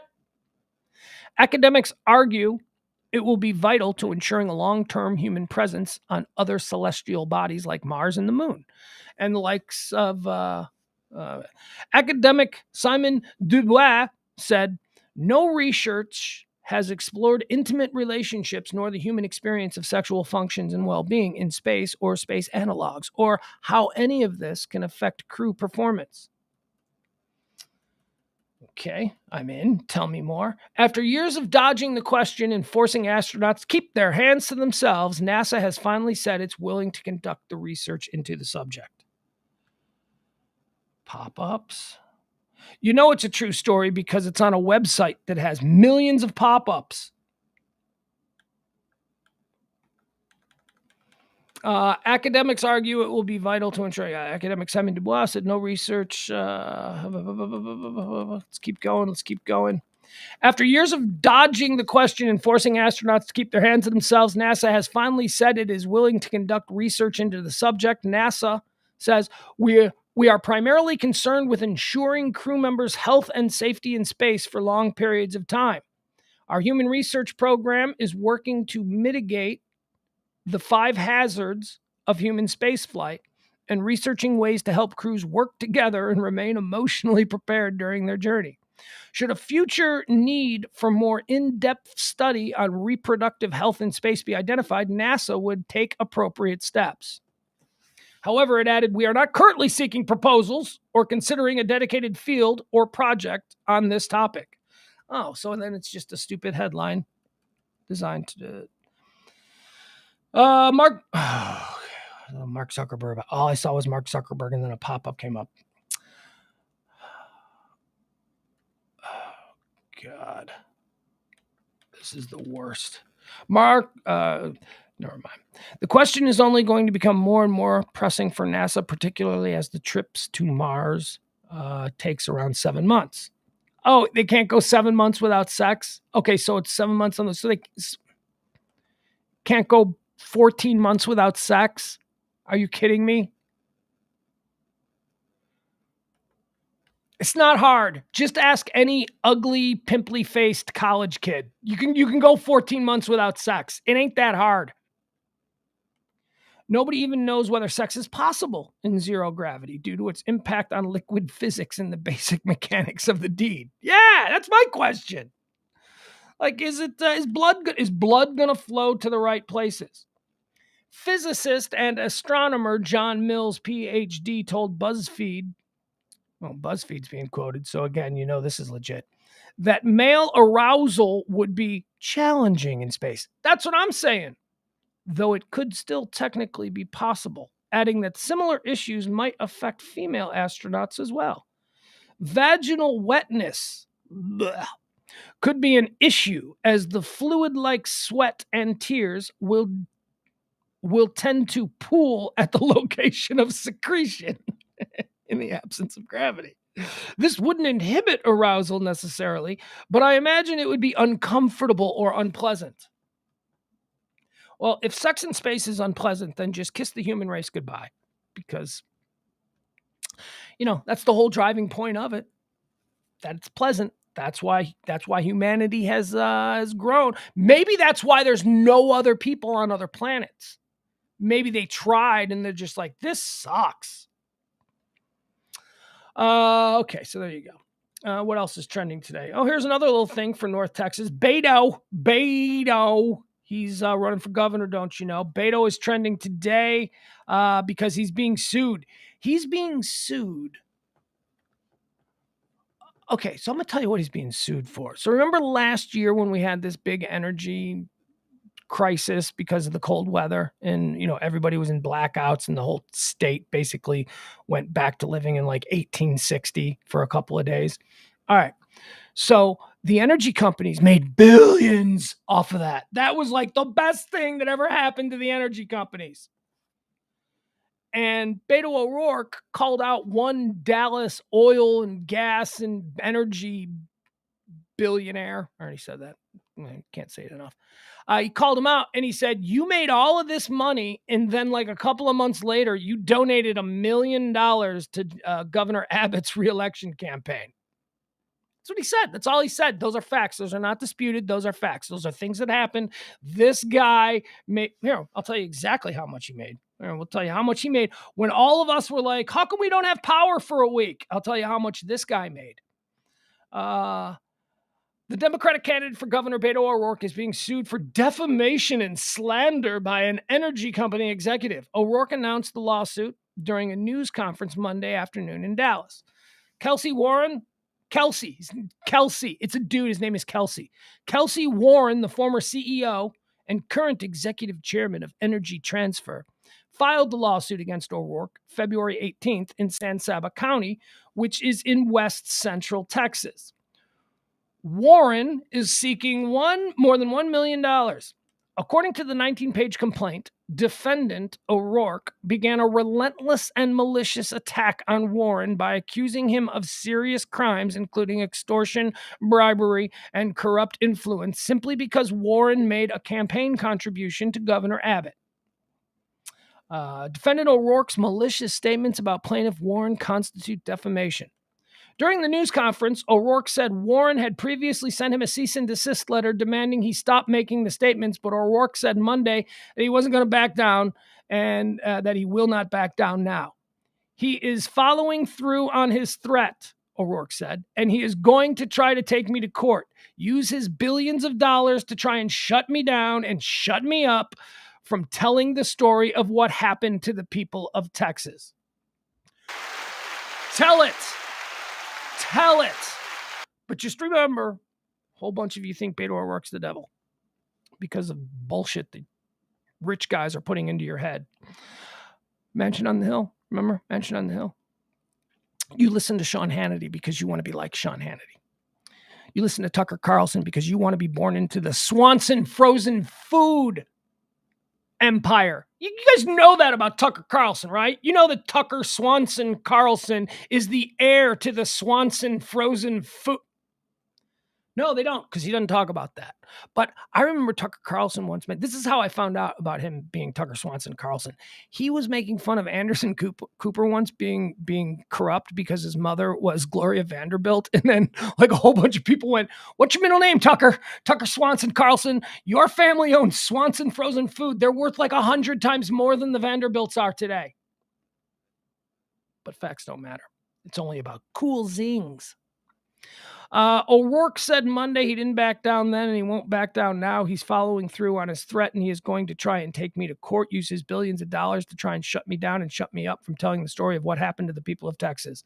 Bloomberg reported last year that Warren's company made $2.4 billion during the February 2021 storms. $2.4 billion they made. In the lawsuit, Warren said he donated $1 million to the governor's campaign in June of last year. It had nothing to do with it. Nothing. What? Yes. Okay. Sure. While everybody in Texas was suffering, I made $2.4 billion. So kill me. And yes, then I donated $1 million to the campaign of the guy who just basically turned a blind eye to the jacked up system in this state that allowed me to make $2.4 billion while the rest of you were sitting in the cold. What? What? Is that wrong? I thought this was America. So that's why he's getting sued. Think about that. I mean, think about that. I'm not sold on Beto O'Rourke. I'm definitely not going to vote for Greg Abbott, but I'm not sold on Beto O'Rourke. But they're trying to shut him up. A billionaire is trying to shut him up from making this a big point of his campaign. And these are exactly the kinds of things that we need to listen to and that we need to understand. Ugh. In January, the state announced it had updated the number of people who died during the storm to 246, but critics have said that they believe the death toll number is much higher. The Federal Energy Regulatory Commission continues to investigate whether any energy companies manipulated the market during the storm so that they could make money. Oh, I don't know. One company made $2.4 billion. We know that. And we know that they typically don't make $2.4 billion during that stretch of time per year. So I don't know, maybe the investigation should look at that $2.4 billion that this particular company here in Texas made. Energy Transfer issued a statement late Monday afternoon saying Mr. Warren is not interested in barring Mr. O'Rourke from talking about the winter storm. That is the right of every Texan and every American. What Mr. Warren is interested in stopping are the irresponsible, defamatory, and highly offensive statements. Oh, highly offensive. Oh, clutch your pearls. Clutch your $1 billion pearls. Are you highly offended? Governor Abbott's campaign released a statement in response to the news conference saying, our campaign in no way is involved in this lawsuit. But O'Rourke continues hiding his support for the Green New Deal. Oh, there you go. Yeah, there you go. Make sure you get them Fox News talking points out there. Has nothing to do with this story, but go ahead, get it out there. Oh, boy. We are so messed up as a people. We don't know what to believe. We believe what we want to believe and we go with it. Carry the water for the rich people. One day the rich people might let you have a drink. Keep doing that. If you keep sucking up to the people with the money, maybe one day they'll let you stand in the corner at one of their cool parties. Okay, so what else is trending here today? Oh, giant parachuting Juro spiders. You know what these are? This is a thing. This is a new invasive species that's taking over Georgia, and it's moving on to the East Coast. They're these giant spiders that hang out in trees, and they parachute down. And they make these really big, cool webs. They're not giant. They're called giant, but giant. They fit in the palm of your hand. And they're beautiful. They're like big golden spiders. I like spiders. I think that spiders are much maligned. I don't understand why people hate spiders so much. I like them. But nobody's really worried about the giant Juro spider. It's a Japanese spider that somehow got introduced to Georgia. No idea. No idea how. I imagine somebody in Georgia probably bought some mail order bride from Southeast Asia, and it came over in her luggage. And now suddenly Georgia is being overrun by these giant parachuting Juro spiders. And they've over the last couple of years, they are now appearing in every county in Georgia, and they've moved towards the East Coast. So they're in like South Carolina and in northern Florida and all this stuff. So they're moving up the East Coast, and they're a giant invasive species. But get this. They're not a bad invasive species. They're actually a good invasive species. So arachnophiles are going, yeah, here's the problem with them. They make really big webs, and people are gonna walk into them, and that's gonna be gross for them. But honestly, they're not bad spiders. As far as invasive species go, they're actually pretty good, because what they do is they eat stink bugs. They're like one of the only spiders that eat stink bugs. And stink bugs destroy crops. So, these guys can stick around if they want, because they're doing God's work. But they are spiders. And they make these gigantic webs, and people get freaked out by them because they don't like spiders. I like spiders. There you go. Giant Juro spiders. Look them up. They're pretty. They've got like gold on their back, and they're pretty. They're big, pretty spiders. They don't bite. They're not poisonous. They're not like scary or anything like that.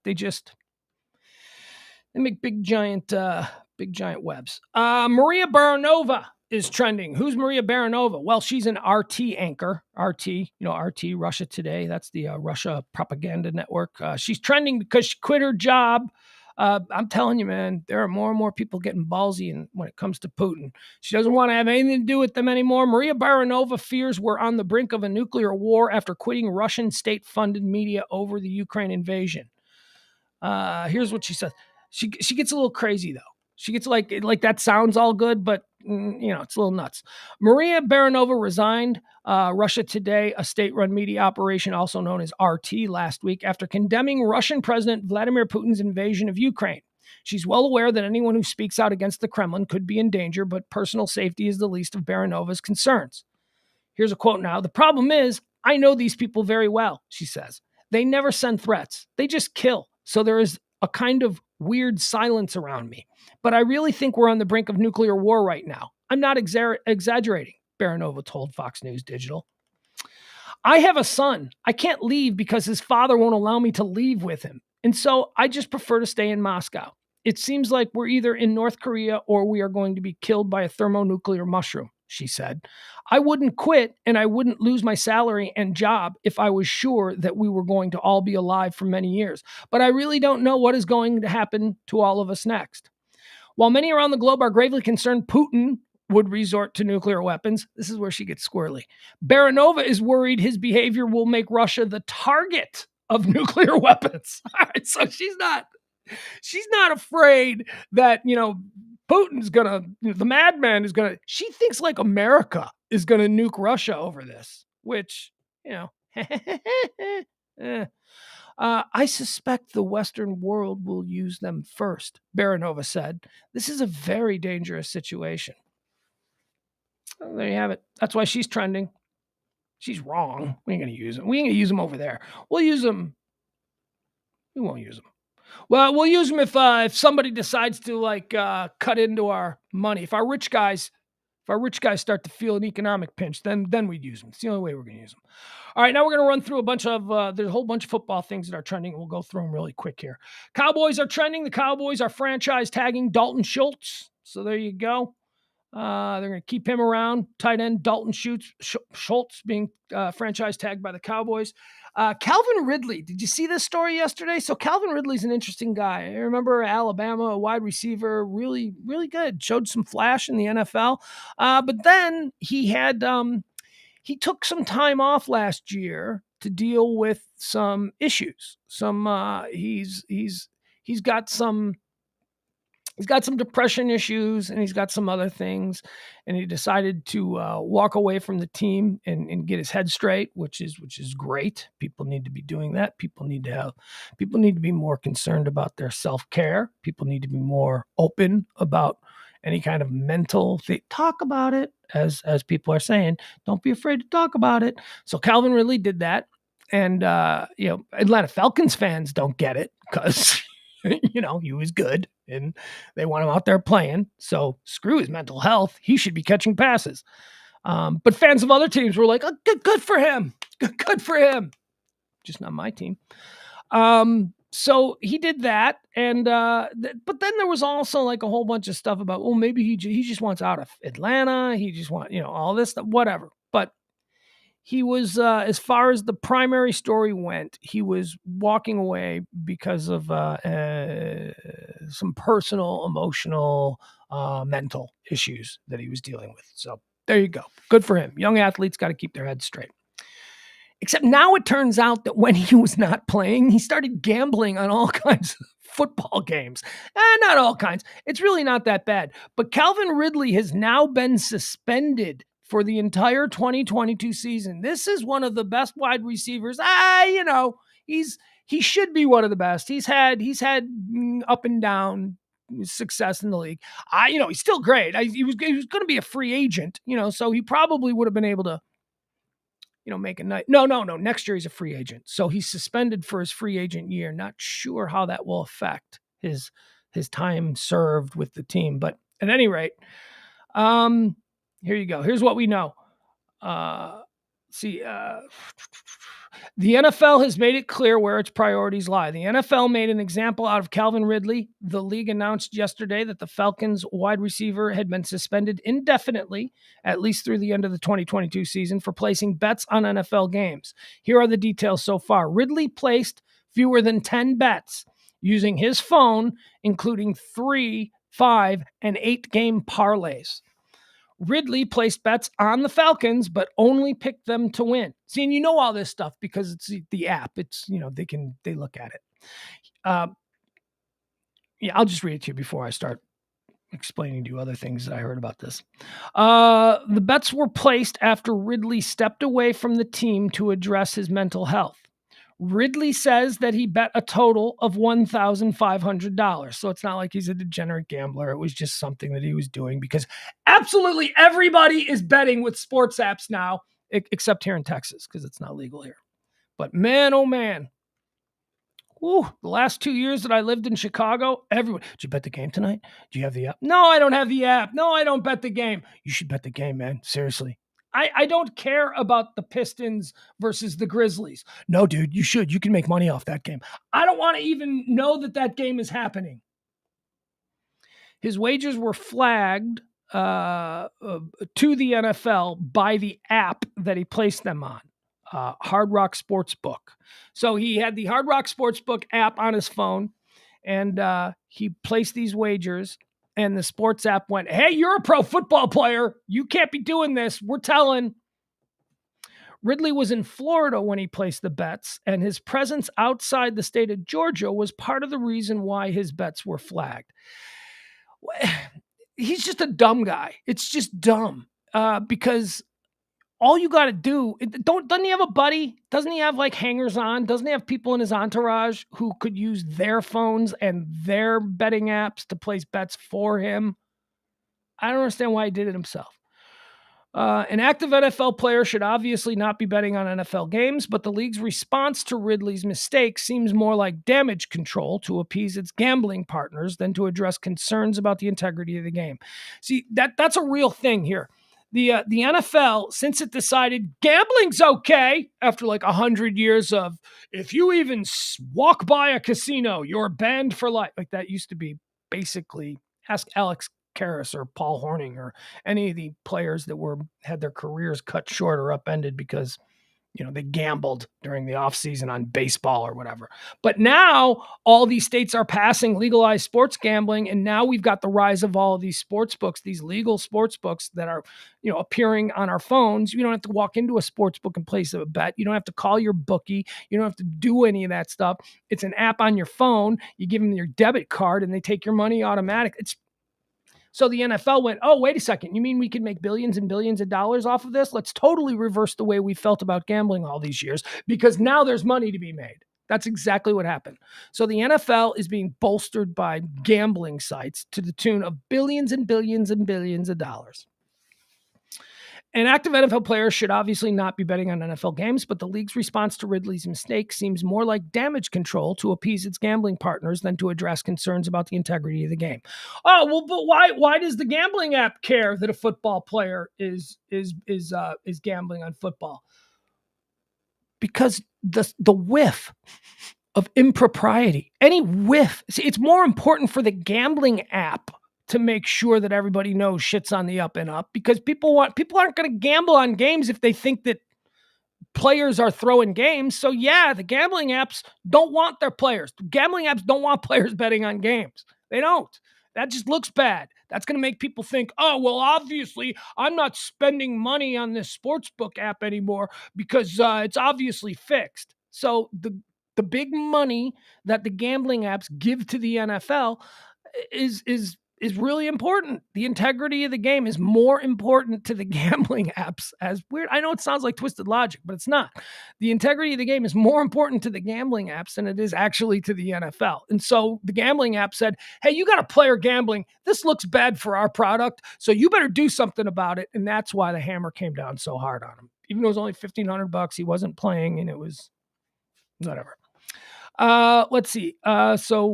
The league's response to Ridley's mistake seems more like damage control to appease its gambling partners than to address concerns about the integrity of the game. The NFL's investigation found no evidence that any players, coaches, or staff members knew about Riley's bets, and his wagers were for relatively small amounts of money over a very short period of time. We're not talking about a player who bet the house trying to persuade teammates to shave points. But any semblance of impropriety is bad for the rapidly growing legalized sports gambling industry. And so the NFL dropped the hammer on Ridley. Not only suspending him for an entire season or more, but also scolding him in a letter from Commissioner Roger Goodell. Anyone who has followed sports, they know that the state-by-state expansion of legalized gambling shouldn't be surprised the NFL would prioritize its lucrative gambling deals over the fairness of a punishment handed out. So yeah, that's what it is. They're just, here's a guy who had some mental issues, and he stepped away from the game to handle his mental issues and made a couple of little stupid bets. $1,500, $1,500 for a guy, that makes the amount of money that Calvin Ridley. Oh my God, I just said his brother. The bust wide receiver, Riley Ridley. So $1,500 for Calvin Ridley is nothing. And think about it. He was going to lose $11 million now. What was he making, like $11-12 million? Now he's going to lose $11 million because he can't play next year over a $1,500 bet. That ain't going to help his mental state of mind. That ain't going to help. So there you go. And there were a lot of teams interested in trading for him. There were a lot of talk. There was a lot of the Bears. My Bears were one team. My Bears were like, yeah, we'll take Calvin Ridley in a trade. Atlanta, you want to get rid of him? We'll take a flyer. Not now. No way. And next year is his free agent year. So next year he would, at the end of next year, he would have been a free agent, and he doesn't get to play. Prime of his career. He's a young guy. What is he, 28? Something like that. The money for wide receivers significantly drops after 30 years old. So this would have been a very big free agent market for Calvin Ridley. And it's over with now. It's over with because of $1,500 bets that he placed when he wasn't even playing. Tiny little bets, little fun bets. They seemed harmless. Nope.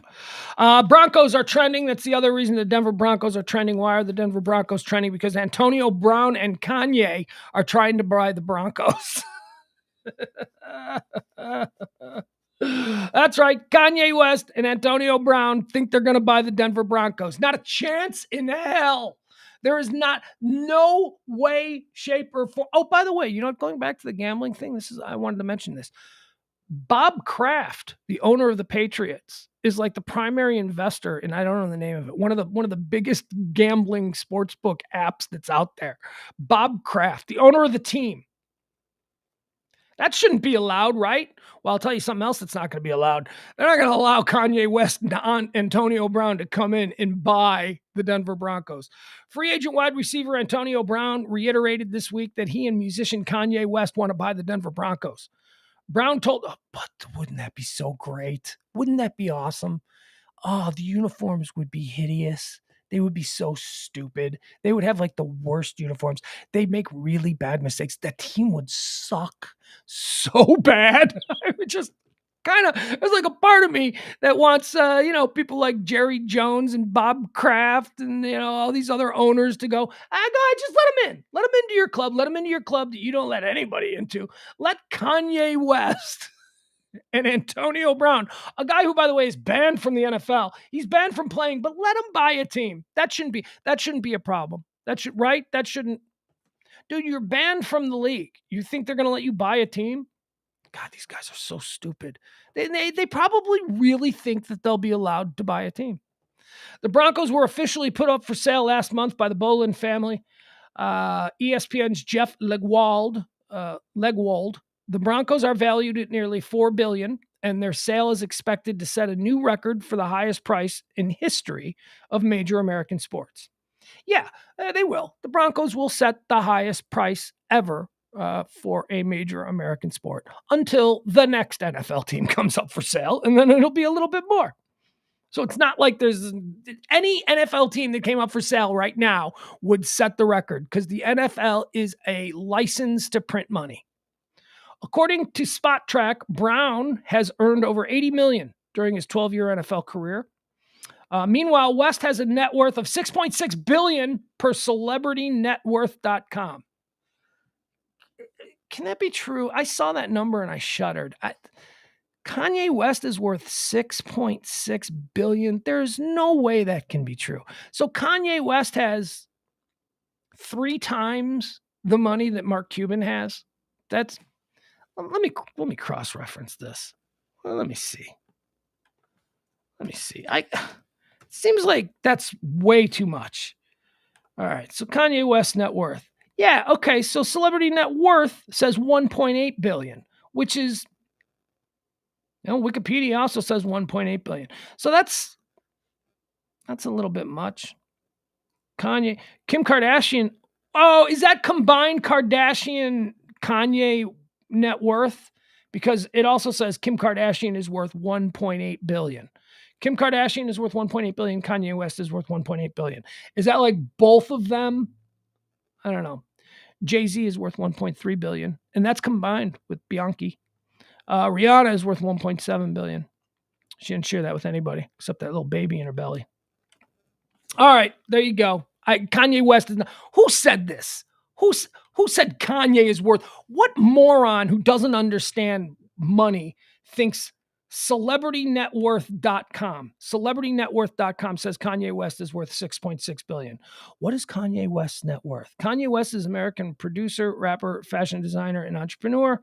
As of this writing, Kanye West's net worth is $6.6 billion. Raspberries to that. No, he's not.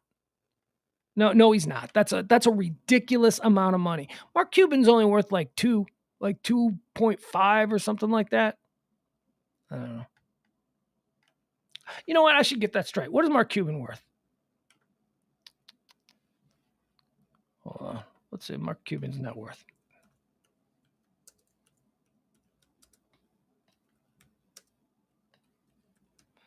Only. How about that? I'm sitting here going, 4.5. Okay, so he's worth 4.5. So Kanye is still worth...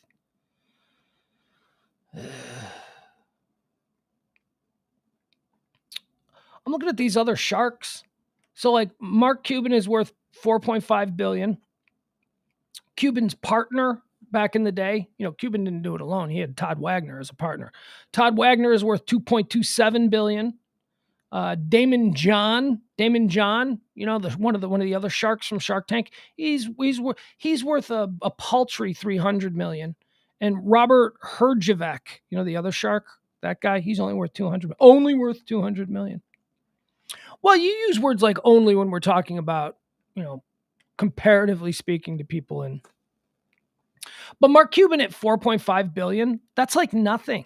That is honestly like billionaire nothing. He's barely a billionaire. Mark Cuban, $4.5 billion, barely a billionaire.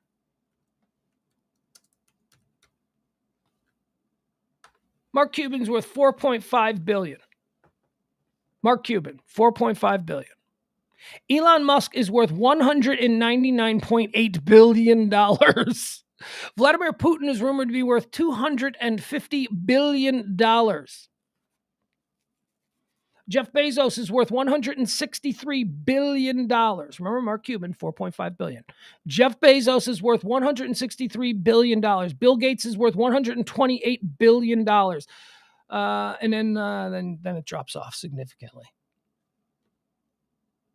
God. I mean, is there something you can do for $100 billion that you can't do for $5 billion?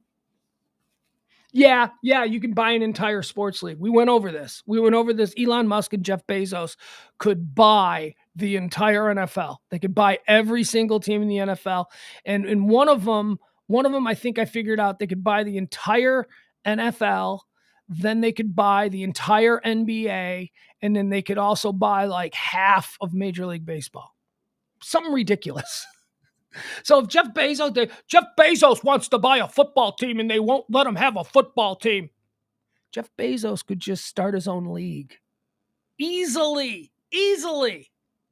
And he could pay players coming out of college more money than the NFL guys are willing to do. Because the NFL guys, what are they worth? Well, who's the richest NFL owner? That's a good question. Who's the richest NFL owner? Let's see if he could hang and bang with Jeff Bezos and who is the wealthiest NFL owner? Let's see. David Tepper. David Tepper remains the NFL's richest owner, and he's gotten a lot richer lately. Tepper's net worth is $14.5 billion. So what team does he own? Well, what team does he own? Doesn't say what team he owns.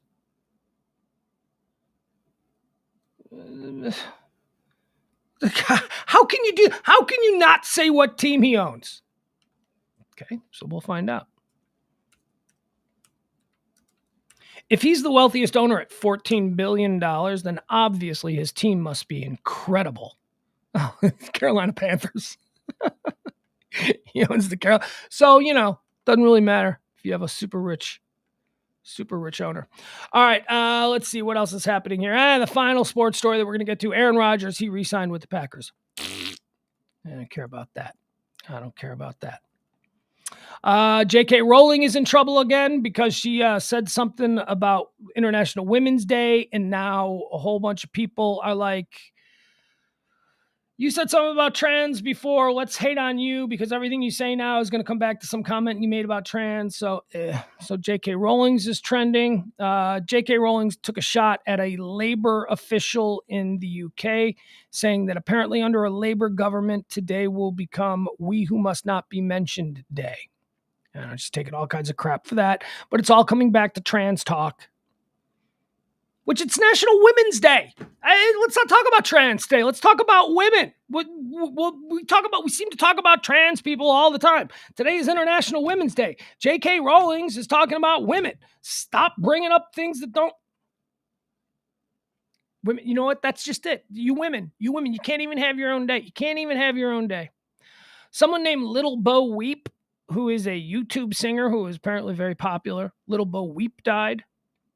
They're not saying why, but it's looking like suicide. Very sad. 22-year-old YouTube singer, Little Bo Weep. I'd never heard of him. Her. It's a her. But very sad. Little Bo Weep. You probably could have, probably not the greatest headspace all the time. Proud Boys are trending. Let's see. Proud Boys leader Enrique Tarrio is indicted. The Department of Justice says the charges include conspiracy to obstruct an official proceeding and obstruction of an official proceeding, plus assaulting, resisting, and impeding certain officers and destruction of government property. This is interesting that he's Enrique Tarrio is being indicted. This is the end result of the investigation into his actions during January 6th. This is the guy, he's been working with the government. This is the leader of the Proud Boys who turned, evidence. So whatever he's being charged with here, this is sort of his plea down. This is his, okay, I'll give you all these names and I'll show you all of this information. Just don't charge me with sedition and send me to jail for the rest of my life. So whatever this isn't like, we got him. No, this guy's been working with the government for a long time. Let's see what else. Proud Boys. We're the Proud Boys. All of these like scary groups that we're supposed to be afraid of. They all have such weird names. Oh boy, we do. We got another football story here, guys. Yep, there you go, Adam. Sorry, should have gotten to it. Russell Wilson. Russell Wilson has been traded to the Denver Broncos. We were just talking about the Broncos. I hope Russell Wilson enjoys playing for Antonio Brown and Kanye West. Here's the trade package. Adam Schefter is reporting this. Seattle gets quarterback Drew Lock, tight end Noah Fant, defensive lineman Shelby Harris, 2 first-round picks, 2 second-round picks, and a 5th-round pick. Ooh, but when one of those 2 first, is it the next 2 years? So they'll get Denver's first round this year. That's nice to have 2 first-round picks, and I guess they'll maybe next year as well. Or do they skip a year? I hate when they do that. We'll give you 2 first-round picks, but we'll give you our first-round pick this year, and then we'll give you our first-round pick 2 years from now. Like, no. Give me 2 kids. I want to destroy you. This is Seattle and Denver. This is big one. All right. Well, all right. I wish all the luck to Russell Wilson. I like Russell Wilson. He's a good guy. After several weeks of negotiations in one of the largest trades in NFL history, the Seattle Seahawks and Denver Broncos have agreed to terms involving Super Bowl winning quarterback Russell Wilson. Trade is pending a physical and Wilson's approval. Good for Russell Wilson. I'm glad that he's going to get a fresh start because he'd been wanting out for a while. More football trending. Von Miller is trending. Okay. This is just about what has been getting Von Miller attention for the last couple of weeks. He wants to go back to the Broncos. Yeah, I say good for him. Good for you. Good for Von Miller. He wants to come back to the team that he wants to play with, the team that he wants to retire with, the team that, should he go to the NFL Hall of Fame, he'll be going in as a Denver Bronco, even though, he won a Super Bowl last year with the Rams. Fun. That's fun. It's like he cheated on his wife, the Broncos, had a weekend, and won a Super Bowl, and now he's coming back. The Broncos are taking him back, and they should. Why not? They weren't doing anything last year. Why not let their guy go win one? He's already got one. He won one for you guys. He won one for the Broncos years ago. Man, the NFL trade market's going kind of crazy today, huh? Look at this. The 49ers are trending because speculation continues about potential trades for Jimmy Generous. Jimmy Generous going to get traded. I mean, they have to. They're ready. They're ready for the Trey Lance era to begin there in San Francisco. And if they can get something for Jimmy Generous, they can get what do you get for Jimmy G? You don't get a first. You won't get a first. No, you won't. No. You can get I don't know. I don't know what you get. I don't know what I'd be willing to give up for Jimmy. There's a lot of things that I like about Jimmy G. He's a game manager, but like I said, he's a little too generous with the ball. A little too Jimmy Generous. He's going to give it away a couple of times a game. Just, you got to go in knowing that. All right. So is that basically it? Yeah, that's about it. Let me see. Lots of prosecutions will come out of that. Jeff Glenn talking about the Proud Boys guy, Enrique Tarrio, who got indicted today. Oh, yeah, man. He gave up the ship. He gave them everything. So there's going to be a whole lot of Proud Boys in prison.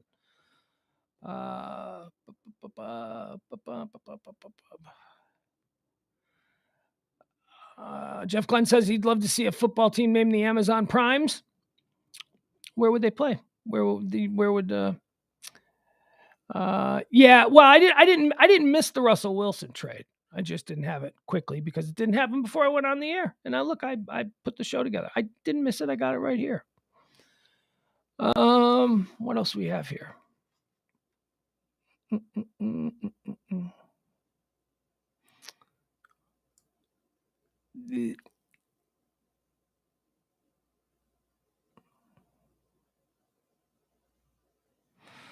Byron points out that, note to self, Hard Rock Sports app are some snitching hoes. Yeah, they are. They absolutely are. Adam says, talking about Calvin Ridley, that he's not going to accrue service time by being suspended, so he'll still have another year for free agency. I'm apparently not as up on the players agreement. I don't know if that changes because of suspension, a league suspension. He will certainly be totally screwed if this indefinite suspension stretches longer than 2022. But I'm gonna go with what Adam says because he seems to be confident in that, and I'm not.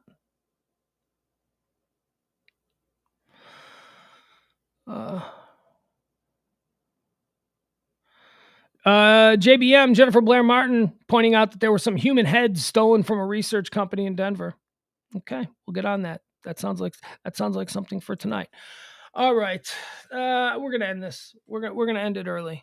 Not early. I did a full 2 hours. It's just there's not. I've been pushing today. There's not really a lot of stuff that got me all excited. I feel like you people are all, you're all up. You're all, we gave you everything that you needed to know.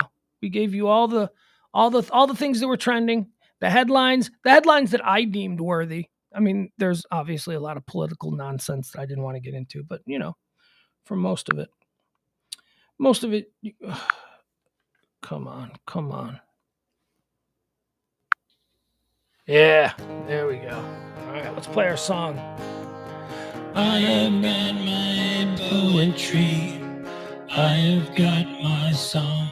Celebrate International Women's Day today. I don't know how you do it. Be nice to a woman.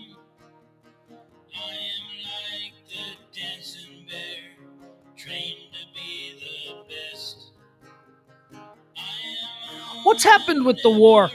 I don't, me personally, I just kind of got all about the war. It was just like, I mean, it's terrible. I in the beginning, it was like, okay, what's going to happen? And now it's just terrible things happening to innocent people. I choose not to dwell there. I choose to let people who get paid big dollars to dwell in that mess, to cover it. They didn't get Kyiv. That 40-mile long column of Russians, that seems to have stalled out. The best is yet to come. All right, I'm going to go.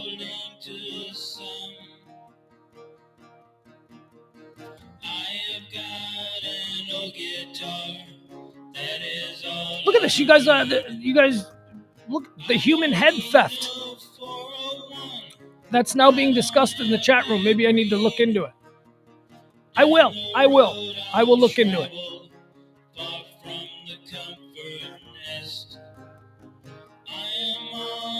All right. I gotta go eat some lawn clippings with some vinegar. The best is yet to come. I'm sorry that the last couple of days have not been great. There's just not a lot of, there's stuff that I haven't really been excited about. The sex and space story was fun. That's interesting. Be on guard. That was understood. All right, gotta go. We'll see you tonight for Pillow Talk, 9 o'clock Central Time. Myself and James Parker. We're just gonna call it here. All right, bye everybody. Love you. I am on a never-ending quest. I am on a never-ending quest.